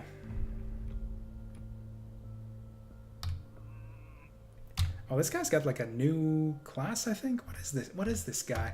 So yeah, rare enemies typically have like a class. Yeah, this guy's actually some crazy class I don't think I even have unlocked yet. Because yeah, Entropic... So this is, yeah, one of the classes from the newest expansion, Forbidden Cults, which was released, I think, less than a month ago. Oof. This could get a bit dicey. There are some classes that are worse than... Again, just like in Diablo, certain combinations of like class skills with innate enemy skills can be really, really nasty for you. In particular, any mage that rolls the Anorithal class is really, really nasty, because Anorithal has like a nasty 1-2 punch combo that does tons of damage. And if you manage, but it has a longish cooldown. But if you combine that with like a mage that has its own long cooldown, high damage spells, you can get like anorithal, like skeleton mages that'll hit you for like 200 damage, 200 damage, 300 damage, like 3 turns in a row, and you're just fucked. I think I'm actually... Yeah, this guy can teleport, so I'm actually gonna hang on to my... Yeah, just like that. There we go. Cool. So we're at level 10. Normally... So yeah, that's when we normally get our extra category point. And then because we're a Kornic... So yeah, most races would have an extra generic tree over here. Like above our combat training, we'd have the dwarf generic skills or the elf generic skills. But because we're a Kornic, instead of having our own tree, we just get an extra generic point and an extra class point every 5 or every 10 levels. Because yeah, normally at level 10 you get 0 generic points and 2 class points. But here we get an extra 1 of each. Could just take our 3rd inscription. I think grappling's really good. Problem is it doesn't play nicely with combos.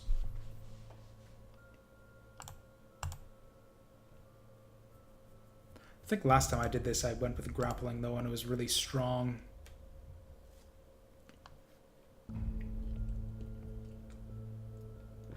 It doesn't really matter which one we pick because we're not even close to maxing out the trees we've started with anyways, although we could switch over and do like, what is all this? This actually looks crazy good. For each combo point, you attack for 40% weapon damage, which is pretty low, and deactivate a physical sustain. There are a lot of enemies later in the game who have like crazy, like ridiculous, just like stacks of buffs upon buffs upon buffs. For each combo point, so we could disable like 5 buffs on an enemy. That could be crazy good in the long run. Extra combo points? Okay, I think we're going to do a combo build right here. Which means we need more finishers. Free stamina too. Stamina management becomes a thing because you get so many skills later on with such a low cooldown on your brawler that you eventually need some solution to get back that stamina. In the early game, stamina is not an issue just because you have so few skills on such long cooldowns that you never really run out. Oh, we got a defensive skill? Okay, this just looks like a crazy good tree, and I'm gonna take it. That passive looks good too. 50% chance for an extra combo point. I'm gonna take it. Fuck everything, yeah. That looks I don't even care. We're not gonna think about it. That just looks crazy good. Ooh, we got a new generic. Is this gonna be worth it? Global speed. Global speed is an excellent stat. Basically, it just gives you extra turns. Or extra fractions of a turn that sort of pool together to eventually give you an extra turn. I think we got to take the stun recovery though. And then we'll just take the extra dex point. So that's all awesome. I should really be putting points in armor trade. There's just... I always love this feeling. This is one of the things I like about these Diablo-esque games, is that just like, there's so many things to put points in, and I want them all, and you gotta choose. Okay, regen infusion, that is worse than what we have. Oh yeah, you can... This is another kind of obscure keyboard command, but you can hit, if you have multiples of a particular type of item equipped or infusion, you can hit control. So you can hit control with an item highlighted to compare it to what you have equipped, and then you can shift between your equipped items comparisons using shift. So this is compared to the one infusion, this is compared to the other infusion. +1 cooldown for 7 life isn't worth it. Yeah, neither of those is worth it, so that's just gone. Not worth it. Actually, wait, versus con? Does Doesn't Dex give me con? Yeah, I'll take that trade. Ooh, we got rare iron armor here. This is some decent iron armor. I like telepathy.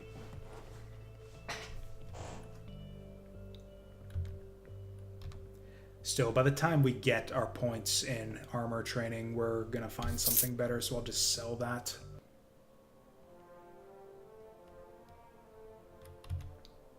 Oh yeah, so we're at level 10 now, so before we even do the tier 2 areas... Oh, that came up a bit early. This is a random encounter that you get starting at like level 10, I think is the earliest you can get it. You can choose to ignore it, and it's actually a little bit dangerous.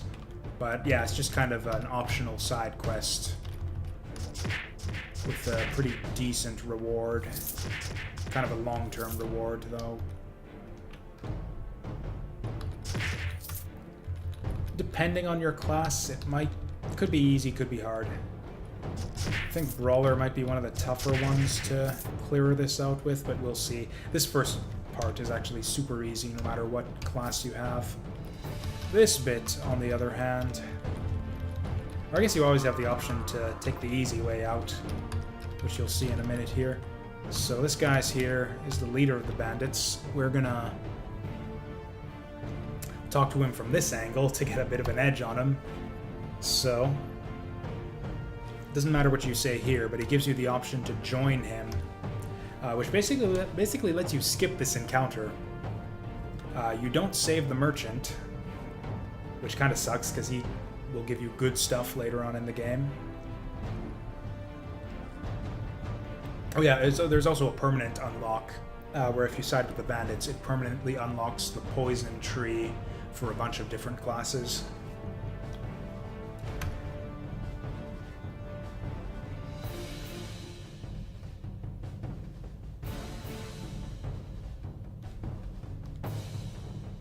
Oh, I accidentally...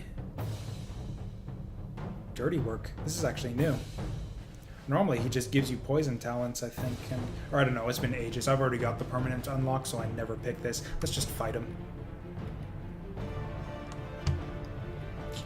Okay, so we go like that. Like this. Now that they're closing in on me... Oh boy, I actually can't get a good angle. Oof. Oof. Okay, actually this is the awesome thing about this disengage skill. So it seems like we're surrounded, but we can disengage this guy and actually hop over the other dude, and it's pretty sweet. Does this guy have any good sustains? Okay, we aren't actually going to be able to make use of this combination kick until way later in the game.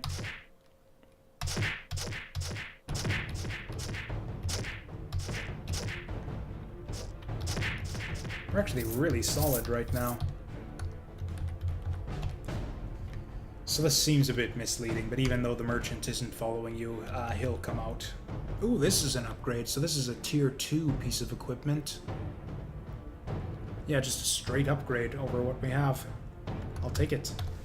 Temporal resistance is probably the most useless resistance in the game. There's like 2 enemies that do temporal damage that you actually care about. Okay, so we survived the trapped subquest. And actually the reward for that one doesn't actually even really pay off right away. But basically it's like gives you a shop full of super expensive items that you won't be able to afford until way later in the game. Oh yeah, I still wasn't finished talking about roguelike difficulty. So yeah, we're on roguelike difficulty, so only 1 death for us here. Or I can't remember if I was done talking about that or not, but yeah, we're not playing on standard death settings. We are playing on roguelike because I am a rogue. Or brawler, whatever, same thing. Oh, this guy's actually got some good sustains here. I might actually want to interrupt that gloom. If we inspect him, we see that gloom... Oh, that's not a physical sustain, though. That's a mental sustain. Right, so we won't be able to interrupt stuff like that until we get 5 points in that. Oh yeah, so this side quest right here So unfortunately, the Gloom Stun is actually a mental status effect you can see there, so we cannot remove that with our physical status infusion. Okay, thankfully now he's stunned, and his stun lasts a lot longer than mine. Except the problem is he stuns passively with his Gloom aura.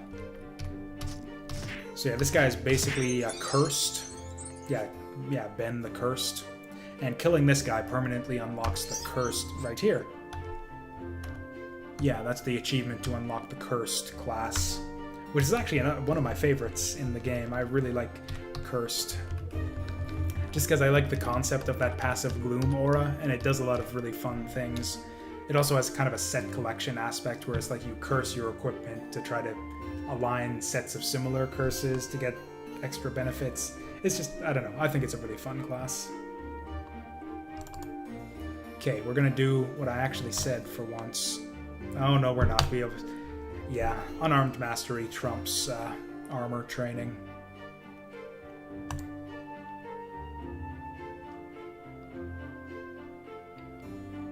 Oh wow, this one really fell off. It was like 30% chance to 50% chance, now 57. Yeah, you tend to get diminishing returns on your skill points as you put them into these different skills. Blocks damage, that seems really strong. I think I want this one though. Yeah, now that we have a chance to get extra combo points. Although, this could be good too. Gives us actually something to spend our combo points on. I don't even know at this point. So many good things. This is like just a wall of text. I don't even know what it does. Could just take this thing too. Oh yeah, these upper skills in combat techniques are not usually very good. They're alright. You can get them if you have a class that doesn't have very good skills, but what are you doing playing a class that doesn't have very good skills?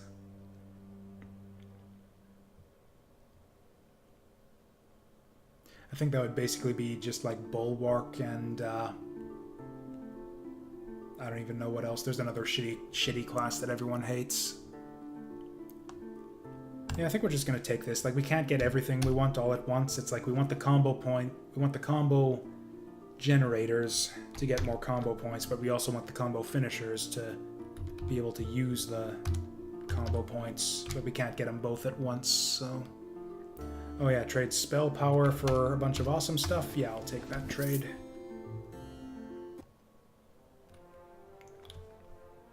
Yeah, I generally like to do the cursed side quest there at level 10. It's also another one that I like to do, which will actually be super good for us right now. Or I don't know if we're ready for this. Yeah, we're probably ready for this one now. So there's this guy here. Oh yeah, that's the other thing that maybe a slight downside to the game. Or I guess this guy actually calls you out when you go past him. He's like, hey, over here. But yeah, sometimes it's tough to know like which NPCs you can ignore and which ones actually have side quests. In general, there are very, very few NPCs in this game that actually have side quests or can even be spoken to. So this is basically, and yeah, this is the way you unlock the arena campaign. In fact, I believe this is the room that the arena takes place in after you unlock that. So this guy can knock me back. I'm just gonna let him do it. Never mind. Apparently he just decided he didn't feel like it. Normally that guy has like a big knockback attack. What I usually like to do is to just let him use it to put it on cooldown. Actually, yeah, we'll use this axe kick. Oh, wow. That was a hit.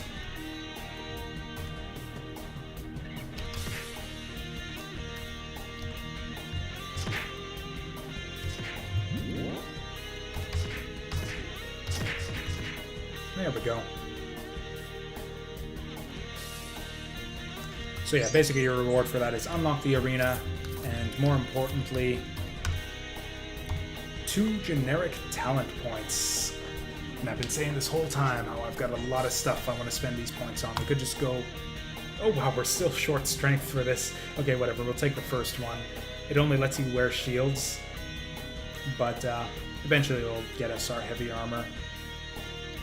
Actually, this will get us the point that we need to get the second point in there. I think I'm gonna take the thick skin, though.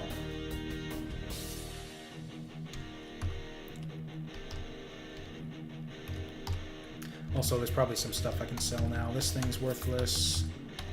Worthless. Worthless. Oh yeah, this pickaxe is worth keeping. That lets you dig through walls. Obviously. I don't think there's very rarely any place where it's really beneficial to dig with pickaxes. Kind of a holdover from the Angband days. Or like the days when this game more closely resembled Angband. Because digging was a big thing in that game. I actually played a fair bit of Angband back in college. I was never very good at it. Like, I've beaten Tales of Maj'Eyal a couple of times now. Whereas I never came even close. I don't think I even got like halfway through Angband. That game is brutal. I think I went, so yeah, there's a lot of side, I'm just ignoring a lot of these side areas here. Most of them are just death holes at this point, similar to that graveyard I pointed out. So actually, if you go into a death hole like that, by which I mean like a crazy difficult dungeon that you're not ready for, go to the Elven Ruins, and you get the message, you feel a thrill of terror and your heart begins to pound, etc., etc. That means stay the fuck away.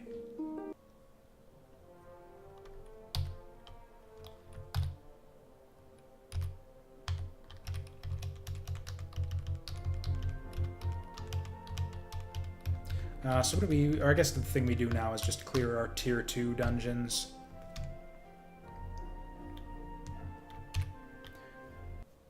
Alright, I guess anyone who's somewhat... Oh yeah, so this is the message I thought we would have gotten earlier. This zone is so easy we can stroll to the last area. So yeah, if you do go through the game like this, you do end up kind of over-leveled. But yeah, I'll almost always take that option when it's offered because... like I said, the main benefit from these early areas is the bosses, which will drop rare items and give you a bunch of XP.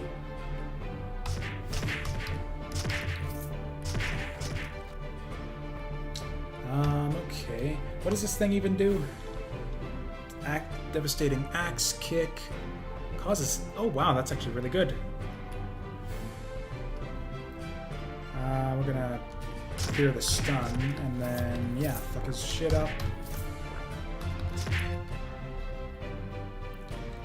Okay, here's what I'm gonna do, because this is the first time in a long time I've played this game with the actual music on, like the actual in-game music, and I'm not exactly a fan. So I think what I'm gonna do is I'm gonna come up with a playlist of like generic non-copyright music to play on my Tales of Maj'Eyal streams. Ooh, there's a boss over there, and he's kind of well positioned to start the fight. Yeah. He's just kind of hitting me from off screen here.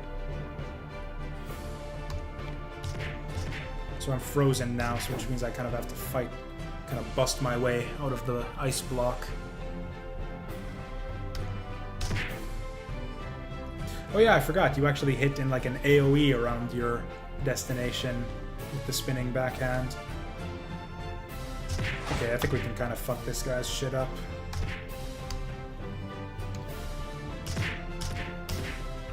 Yeah, we're pretty severely over-leveled for this point in the game. Actually, that Core's Fall will fulfill that arcane artifact side quest. That's not great.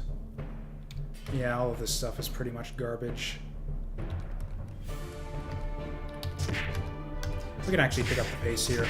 Like I said, we're super overpowered right now.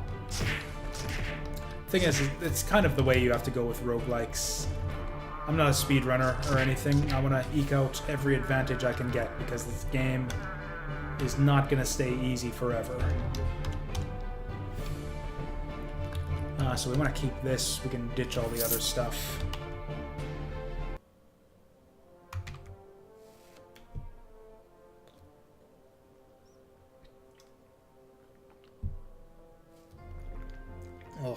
Swallowed a tea leaf there. It actually didn't taste bad or anything. It just, I don't know, was slightly off-putting.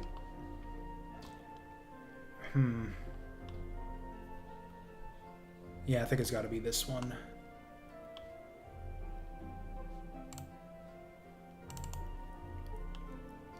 Yeah, we're basically going to max out, basically take cunning up to 36 so we can get, or actually no, take it as far as we need to max out unarmed mastery. And then we'll start putting a lot more points into dexterity.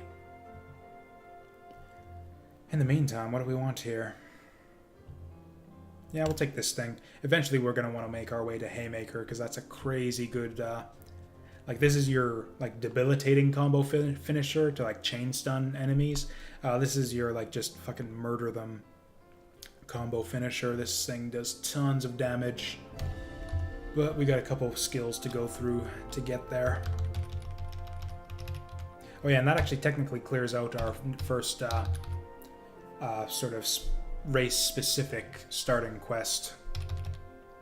So after you do that, no matter what your class is, basically each race, or depending on your race and class combination, you'll get a couple starting quests, and then regardless of your class, everybody goes on to into the darkness after that, which is basically clear these 4 dungeons.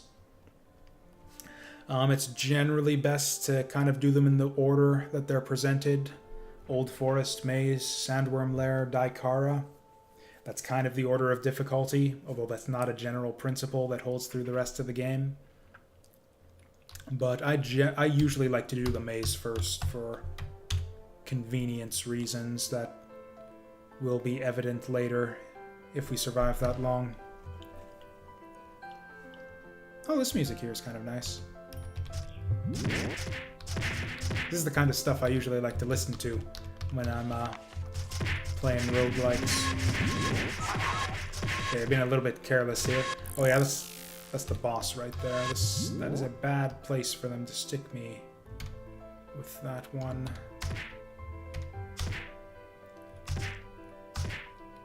And he's stunned.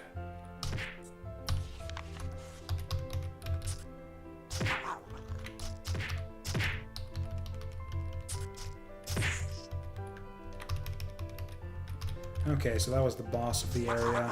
Pretty quick one there. I think the enemies are mostly actually just killing themselves on our crazy thorns damage. Like, what do we got right now? If we go on is it considered defense? Yeah, damage when hit, 22 total. 11 fire, 11 physical. It's pretty ridiculous. Like, what are we doing right here? Actually, I guess that's one bad thing, is there's no easy way to see how much damage you're doing. Okay, we're doing 43 damage a hit, so we're basically...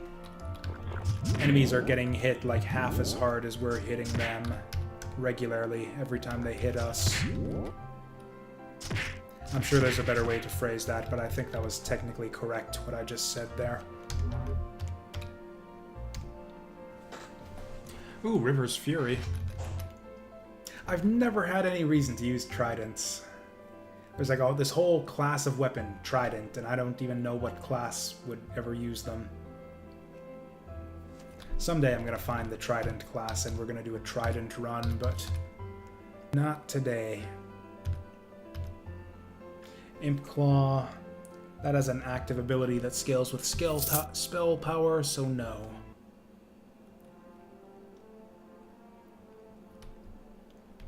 Or you know what, I think we're going to join the anti-magic faction this run, so maybe I don't give this guy my artifact that I just found. I don't know. Joining the Ziggur faction has kind of dubious benefits.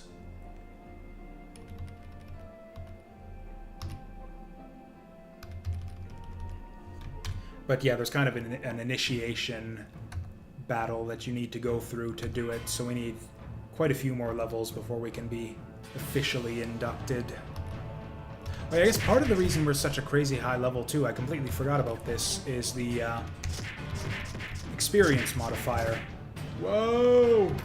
Because yeah, every race has an experience modifier that affects how quickly they level up.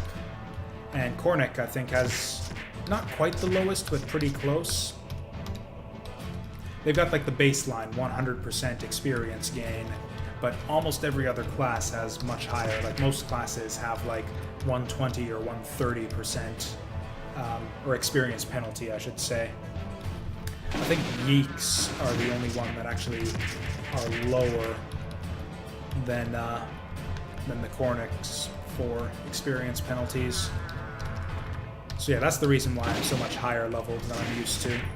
I don't really play Cornics that often, just because they're kind of boring.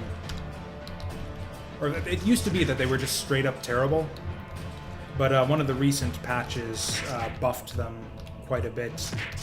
Like, it used to be that they'd only get that extra generic point every 10 levels, which was kind of garbage, and the extra starting category point, but now they get the extra skill points as well, and skill points are generally better than generic points by a lot. So having extra skill points is super awesome. And actually, as it turns out, is particularly awesome with Brawler.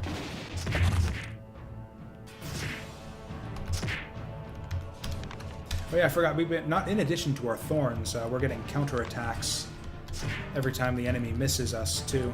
I don't know how often that is. We have not super high defense. In fact, we have super low defense right now, so I don't think we're dodging a single hit from anyone. But, hey, I'm sure it's happening sometimes. And yeah, I just contradicted myself there. What of it?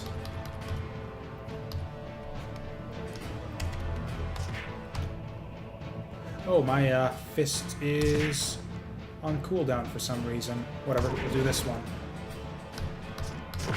Oh, he's trying to kite me. The bugger. There we go. Another level up. Okay, now we can finally take our frickin' heavy armor training. Are we sure we want it? I'm pretty sure I want it.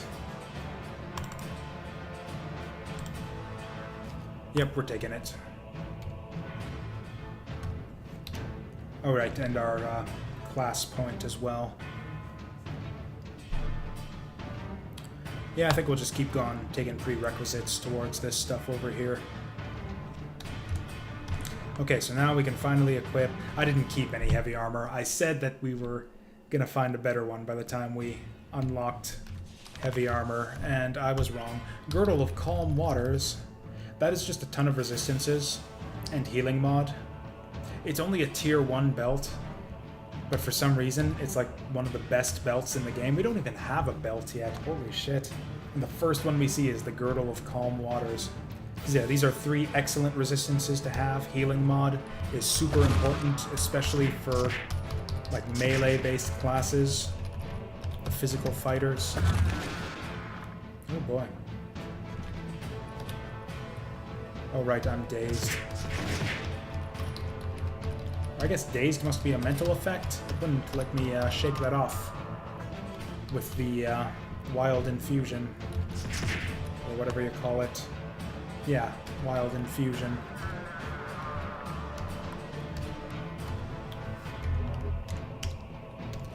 Is there anything else we need? Mind stars are an interest. You see, I don't know what it is. You see mind stars a lot as just a weapon drop in this game, and there's so few classes that actually use them. I think there's like 1 or 2. I think, what, Psionicist, I think, and maybe one of the Corruptor classes, the one with the dark, the darkness-based one. I forget what he's called. Okay, so that's the last of the tier 2 dungeons. Really nothing else to do but to move on to the the next cycle here for In the Darkness. Oh yeah, there's one more alchemist that we missed. He's placed randomly on the overworld. If we find him, we find him. You don't need to start the alchemist quest to start collecting items, so it doesn't matter whether you talk to them now or later. It won't delay you gathering ingredients at all. So yeah, we're gonna go to the maze first.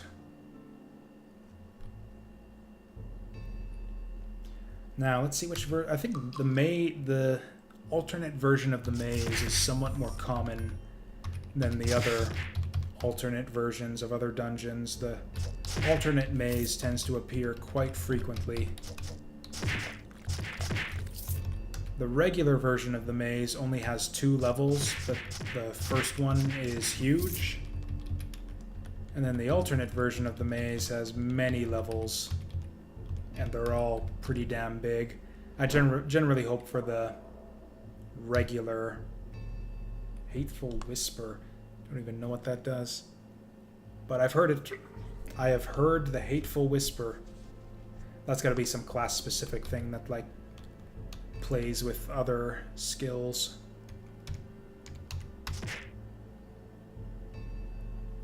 Actually, this gives us, like, AoE or something. Oof. Oof. Okay, so there's the poison taken care of. There's stunned and disarmed are both terrible, so I don't care which one we clear. This is all awful. What does this butterfly even do? In radius 1. Okay, so that's like an AoE type thing. Oh boy, and we're stunned again. And we're confused. Okay, we're unstunned at least. There, stun you back, motherfucker. Oh hey, that's some rare boots. That is almost certainly an upgrade. Magic. Fuck. This might not actually be an upgrade. So we'd be trading stamina and stamina per turn for spell power and 2% or 5% blight resist. That is actually worse than the boots we have right now. Even though they're rare, they are worse than the boots we have. It's so tough to tell a lot of the time whether a weapon is an improvement or not. Again, fists being weapons for brawlers. On weapon hit, 6% chance to gain 10% of a turn.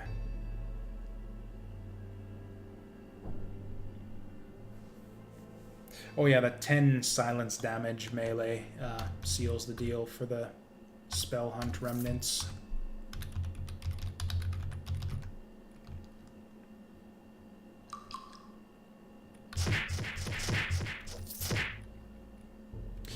I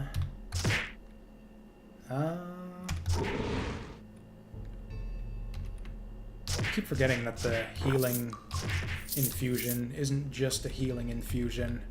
It also shakes off poison. That's one of the main reasons why I prefer low cooldowns on the healing infusion. At some point we're going to want a lot of health recovery. Because yeah, one of the main ways that melee classes stay survivable in the late game is through health regen. That's why healing mod is such a good stat. Oops. Yeah, I should have used skills to kill that guy.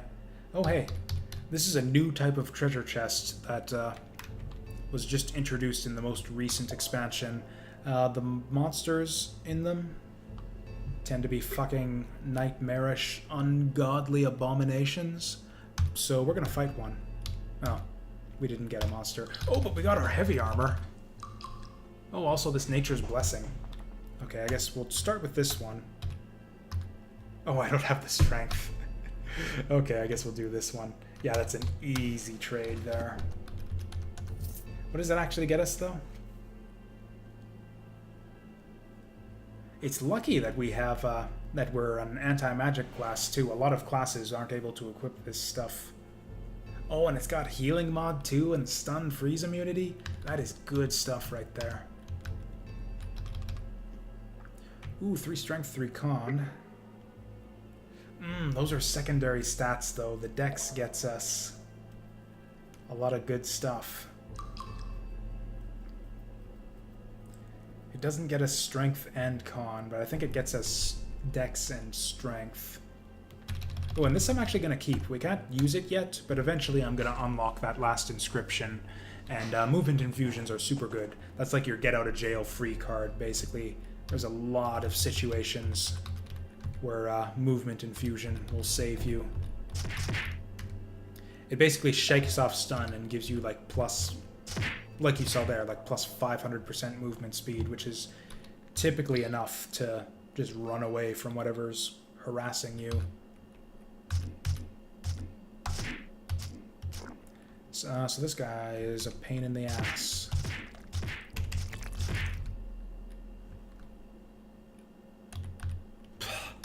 Fucking confused.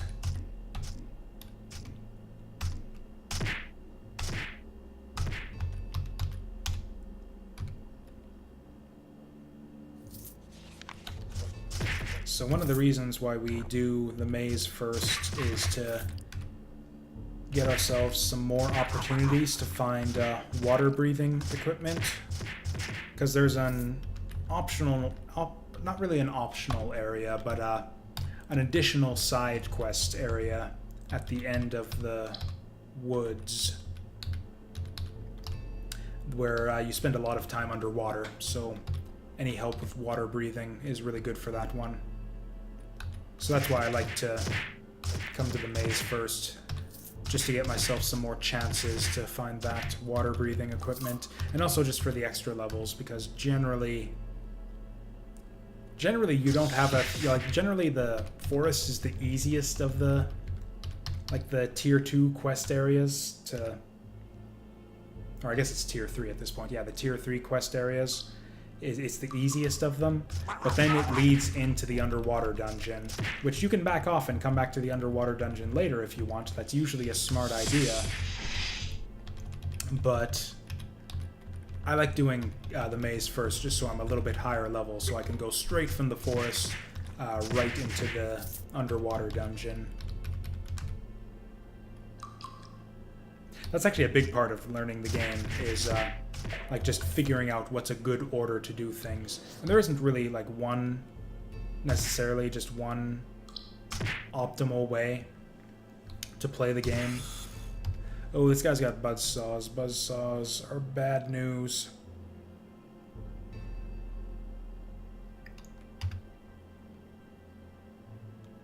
He's got overheat saws sustained though. Okay, let's see if we can disable that. Yeah, buzzsaws. That is from one of the expansions. It's basically kind of an overpowered class. Or not like necessarily an overpowered class overall, but one of those classes that's really, really dangerous to see on a rare enemy. Buzzsaws can do crazy amounts of damage. There we go.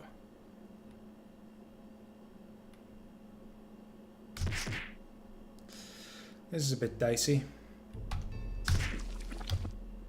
Okay, that stunned him.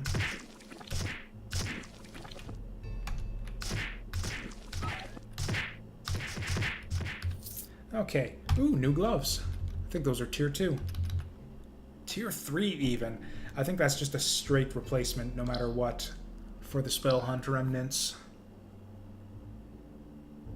So we get plus 42 attack speed,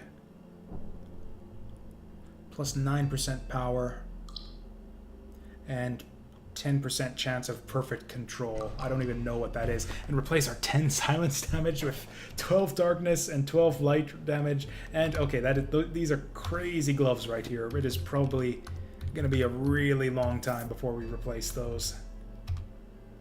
That I think we decided we don't want. This one we actually want to hang on to. All right, okay, let's decide now. Is this better than what we have on?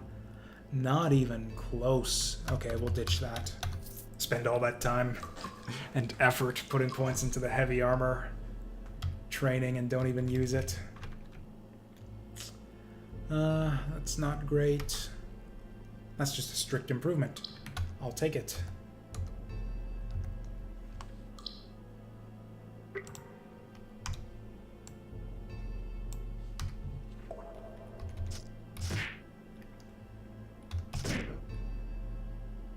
Okay, what's this number 6 again? Powerful concussive punch. All targets in a radius of 6. The butterfly was a radius of 1 though, so that's probably more powerful. Oh yeah, look at that.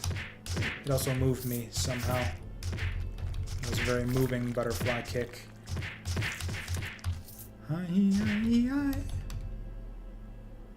I should, yeah. We'll just let that one slide. Oh, this is a rare dude, and he just took off half my health in 2 turns. Wonderful. And also I'm in some kind of poison cloud. Did that just kill him? It's hard to tell what happens sometimes. I need to pull up the... Oh, he used slip away, the bastard. Okay, I think I saw him go up this way. Okay, so the fact that that failed means that it was going to move me through something. Okay, so he just died off screen. Or in fact, I think I accidentally hit him with the rush. I did a blind rush and it happened to land on him.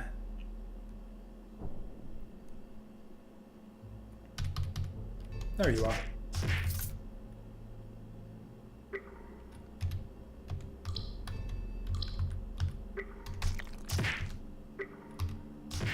I need to decide what the cutoff point is for this stream here. I'm gonna go all night at this rate.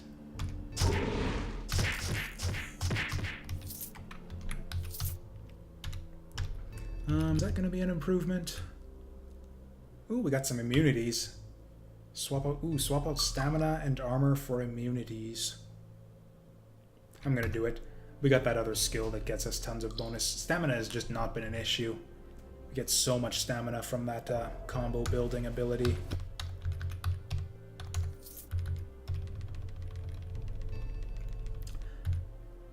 This is garbage.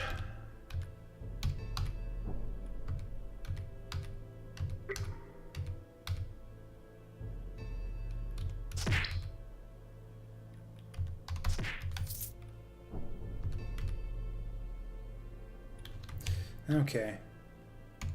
And so yeah, this version of the maze, I do believe, has the boss on the 2nd floor. And typically pretty close to the entrance too. I really wish we had some more light radius right now.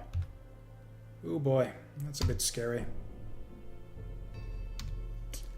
He's gonna rush me right away, so I should probably see that I rush him first. Which is a bit dicey because he might be surrounded by enemies for all I know. How can I even see him? Do I have telepathy of some kind? I think I might.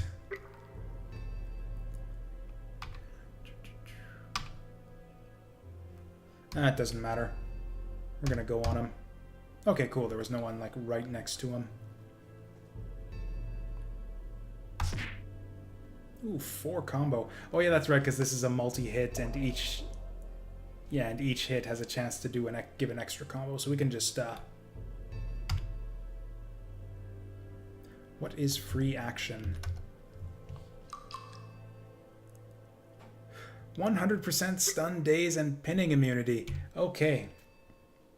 So we're not going to start with the uppercut. We're going to make with the combination kick. He's still got free action. Oh, it lasts for 5 turns. I don't know if we just failed to remove it, or if... Oh yeah, so we're in this whistling vortex. That's just an environmental effect, just a random thing that appeared in the dungeon. I don't think that this is something that the bad guy's doing. Yeah, it's just projectile protection. Not a big deal. I'm actually fine with that ant being there.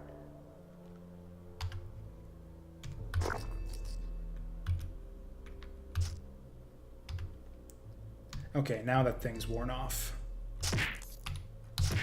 And now we can be stunned. But we missed it anyways. Oh god, my arms are sundered. That doesn't sound good.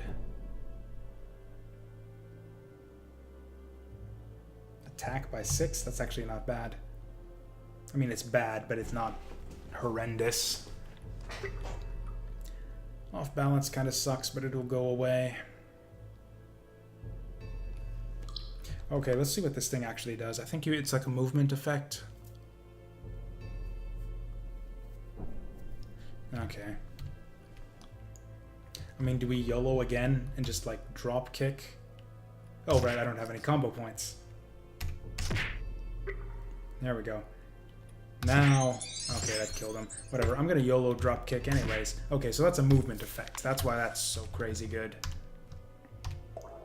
And we got ourselves a level. Oh, we can get another thick skin.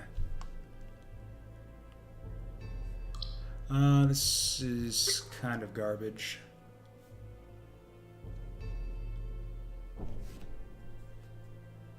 This one's alright, but it's not worth going too out of our way to get it. Considering we have so much constitution right now, actually I think putting points into conditioning is a solid bet here.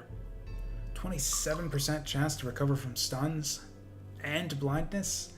Oh, but the damage reduction though, so tough. Okay, I think this is the point of the game where we need to guard against the stuns though.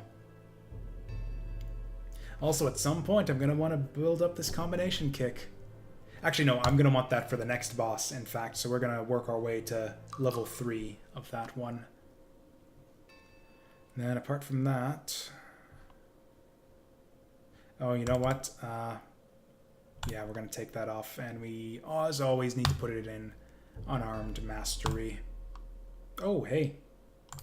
Does that change things? Yes, it does. Haymaker. Haymaker for the win. Yeah, we got more combo points than we know what to do with right now. Why is that over there?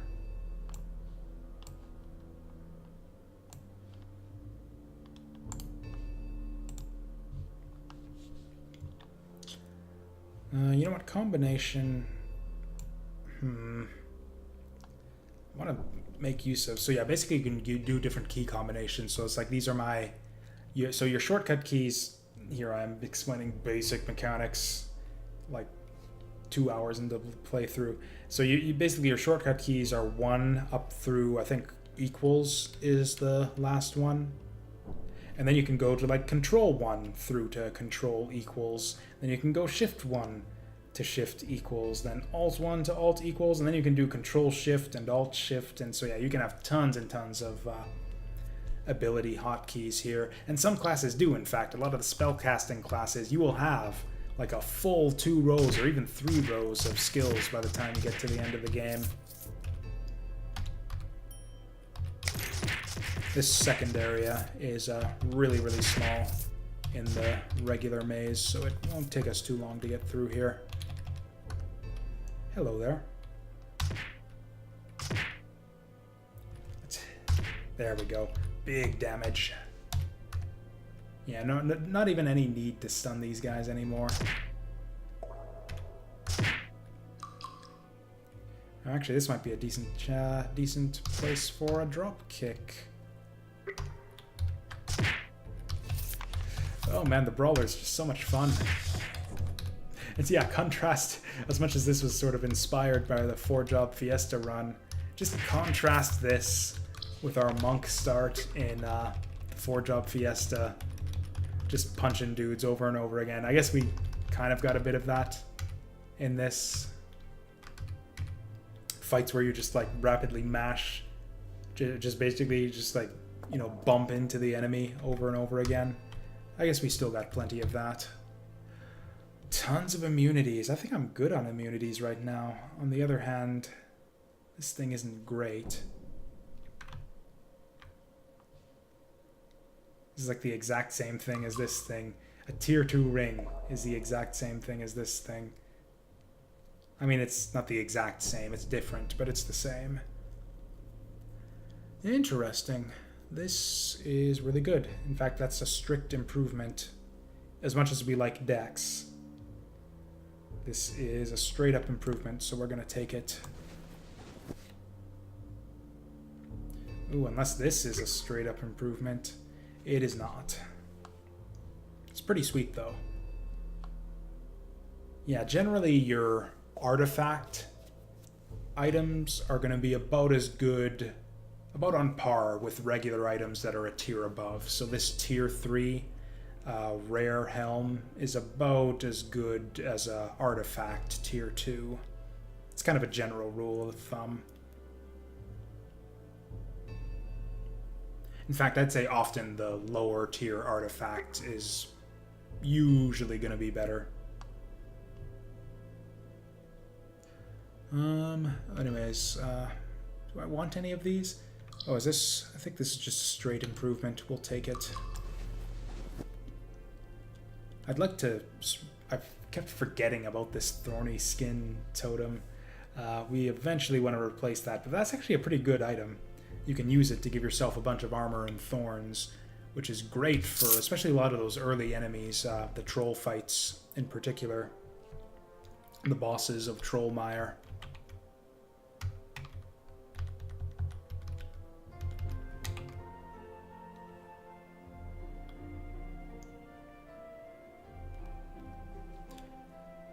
Try not to talk about this stuff on stream, but I'm a bit surprised that we don't have a bit more of an audience right now. I know Maj'Eyal tends to bring in a few viewers. I guess we're like a beginner Maj'Eyal stream, whereas the Maj'Eyal community generally likes to watch like the, you know, insane roguelike difficulty runs and the like. I am not at all a player at that level, as you can tell with me explaining the basics and everything. This is pretty much an introductory level game of Tales of Maj'Eyal. There's our 4th alchemist. Part of the reason I don't care about finding this guy too much is that he generally has the worst potions. Yeah, spell crit, luck, I don't even know what that does, and class talent points, which is pretty good. That's almost always the one that I take. Anyways, so that was the maze done. There's pretty much... Oh yeah, now Dearth just got fucked. I think as soon as you hit level 14, Dearth gets thunderstormed, and that unlocks a new subquest. I think it's generally not a good idea to go straight to Dearth once that happens, though. You'll want a couple more levels before hitting that. I'm feeling really powerful right now, so as much as I was talking about how just the strength and versatility and flipping all over the place type stuff that the Brawler can do here, we're going to go with the 4-job Fiesta monk strats for this area, where we just run into everything. Even the rares, we just headbutt them. This is football the RPG right now. Also, you can, in the forest here, you can come into these massive monster rooms that are just like rooms that are about this size that are literally packed to the brim with monsters on every tile. So you just, sit in the corridor and bump into them over and over again, and it's really fun. Oh, like this right here. I think okay, this isn't one of the crazy full monster rooms. That's like a half monster room. There's bigger monster rooms out there for sure. But that's a taste of the sort of thing I'm talking about. Where'd he go? There's a dude here. Just teleported away. Where's my dudes at? Okay, the fact that there's all these... Oh, the tree is hiding behind a tree. Exhibit would love it. Oh, there you are. It's not even a rare enemy or anything. Those guys are actually super dangerous. They hit really, really hard. That is a tier 1. I'm not even going to compare it. It's been a long time since we've seen an escort quest. Oh man, I swear to God, I almost always get escort quests on the boss floor of this dungeon, which is like one of the worst floors to get escort quests on in the game. Because the boss of this area has this huge, like, damaging aura that has a massive radius. That's almost guaranteed to kill your escort. My eyes are starting to hurt, so that means I will probably... Yeah, we'll go to the end of the forest here. Maybe even to the end of Shurtol. We'll see. Honestly, I think that's probably the way this playthrough is going to end, is just... I'm gonna die in the Shurtol fortress, and then I'll go to bed. We'll see.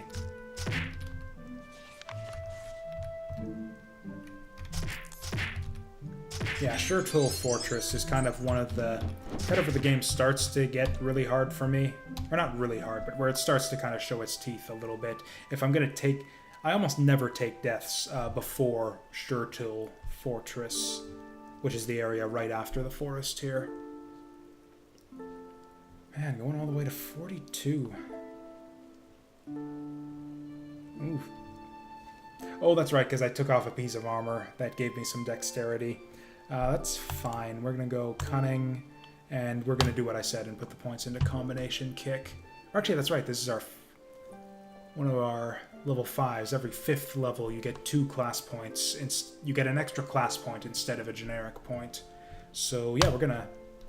Okay, so now we can take out magical sustains. That's going to be really important for the Sure Tool boss. Is this our first magic cloak? Jesus.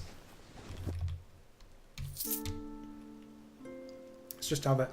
Oh, okay, this isn't the boss floor. I think seers actually have good abilities even for physical classes, so we'll let him live. Okay, I want to be careful here because I don't want to step forward and let this guy out like that.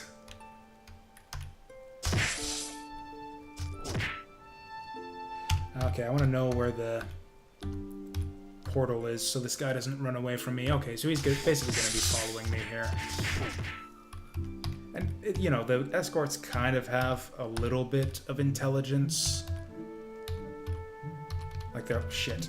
Except when he goes the wrong fucking way into the Venus flytrap. You said the thing was east. What are you doing? Okay, I think this guy's just gonna die.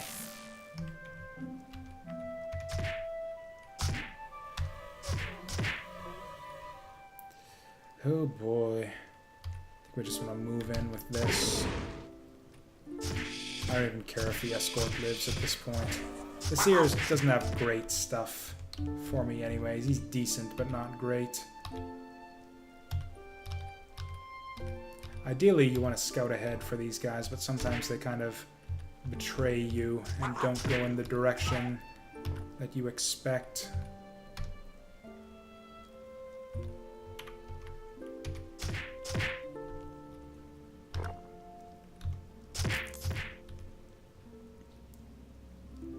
Okay, I think we're fine.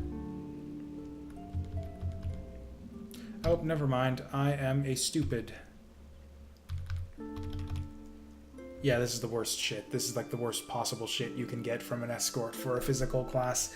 Absolutely none of these things is useful. The thing is, a lot of the other class talents use resources that you can't get. So like all of these abilities here, sustained mana cost, mana cost, mana cost. We can't gain mana. Or we get full mana on level up, and that's it. And also all of these, yeah, scale based on spell power. So yeah, radius 5 map, whoopee. Arcane Eye is actually not entirely worthless. I guess I'll just take the willpower because it affects our stamina. But yeah, I totally should have turned him into the magic police there. My bad. The thing is I don't even remember what the Seer is like as a playable class. Like, I don't even remember what it does when you play as one. I don't even know if I have it unlocked.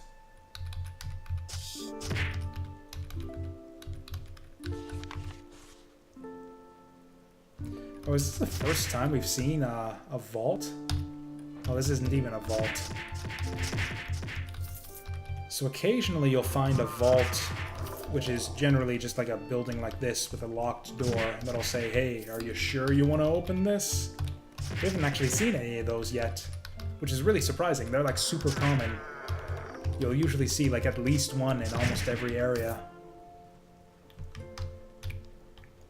And again, it's one of those things where it's like if you're a newbie player, it's not a good idea to open the door, but once you know what you're doing, you can pretty much open the door every time. That's just a straight improvement, but it won't always be.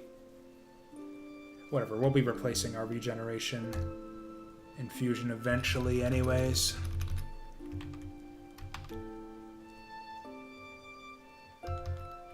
Pretty sure this is all garbage. Okay, we're not going to make this mistake again. What are the odds? Oh, I think this is the boss area anyways, so he's not...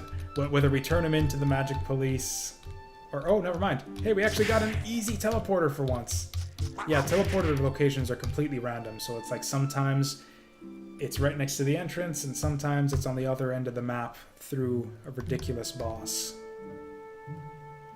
Equilibrium is actually not a bad one to mess with. you don't need any special class talents to make use of equilibrium-based skills. That's alright, 130 healing.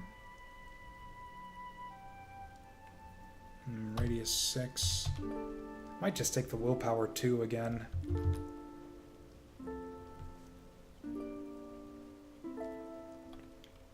We can't actually meditate, so I think I actually just take the healing here. Oh yeah, that's gonna work on escorts too. Yeah, so if so I can basically, if my escorts get damaged, I can heal them. Makes it, I don't know, very, very slightly easier to do those. God damn it, my mouse is on the fritz still. I think it's actually my mouse pad. I don't know. I should probably just replace them all anyways. The mouse, the pad, the desk, the whole lot. Oh, there he is. I was right. This is the boss floor. So yeah, as soon as we get in on this guy... Or was this not the cold aura dude?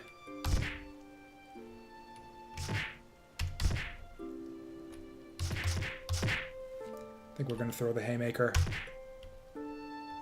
That's alright. Not massive damage or anything, but... Yeah, that guy was pretty easy. Vestments of the Conclave. That is pure garbage.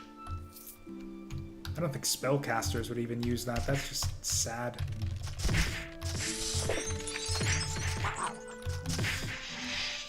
Oh yeah, we didn't actually get a level up on the boss. We had it kind of made me wait for it there.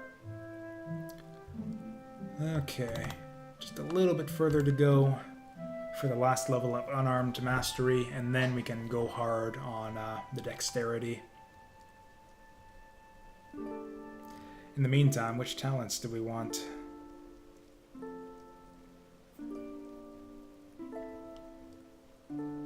I should really read that block of text sometime to see if that ability is any good. We'll take the stun recovery. And I guess the combination kick? Sure.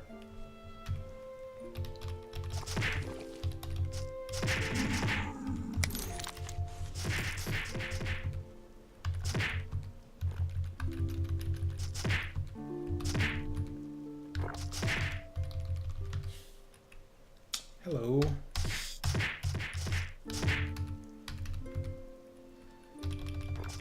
Man, am I done? Have I exhausted all the things I can talk about with this game? I really don't think I... Whoa! Okay. Oh yeah, I can just... that was not smart. Okay, I think that was an Oozemancer right there. Oozemancer is... I don't think I've actually unlocked that class yet. I don't think I've even played it. Super interesting, but yeah. Do not think I have it yet. I think there's plenty more I could say about this game. I think I'm just getting a bit tired. Well, I think we'll pack it in after the Shurtle Fortress. +3 cooldown versus 54 healing. Scales with Dex. I'm gonna take it. It's not amazing right now, but it'll get better.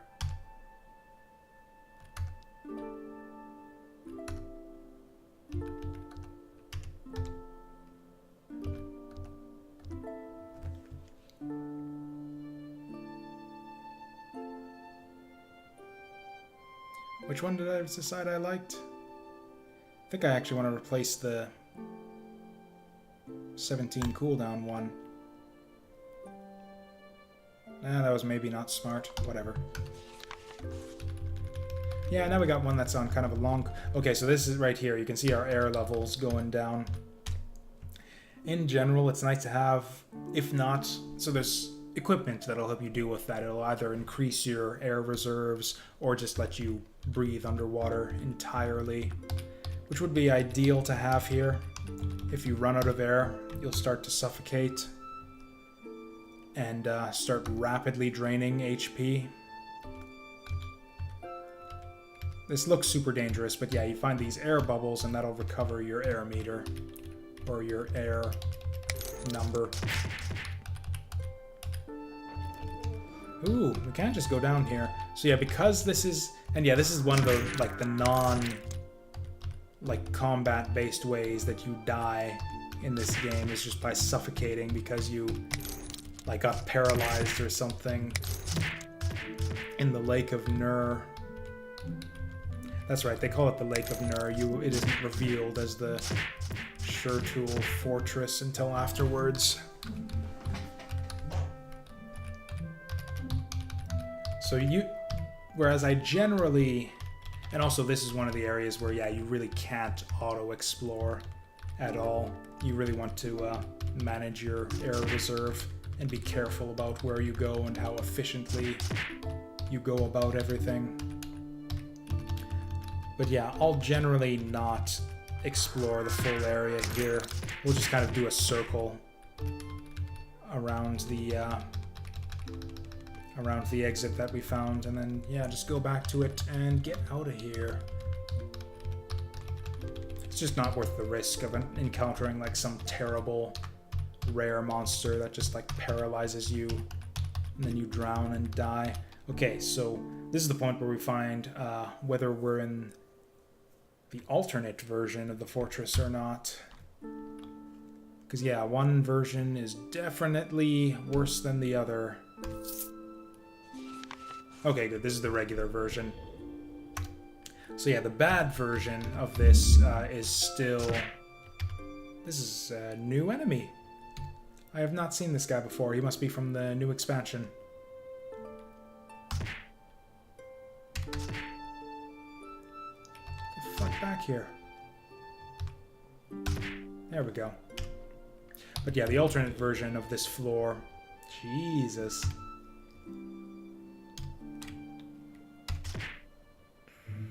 the alternate version of this floor is still submerged underwater and has not only that, but it has enemies that are way more dangerous than the enemies you see here.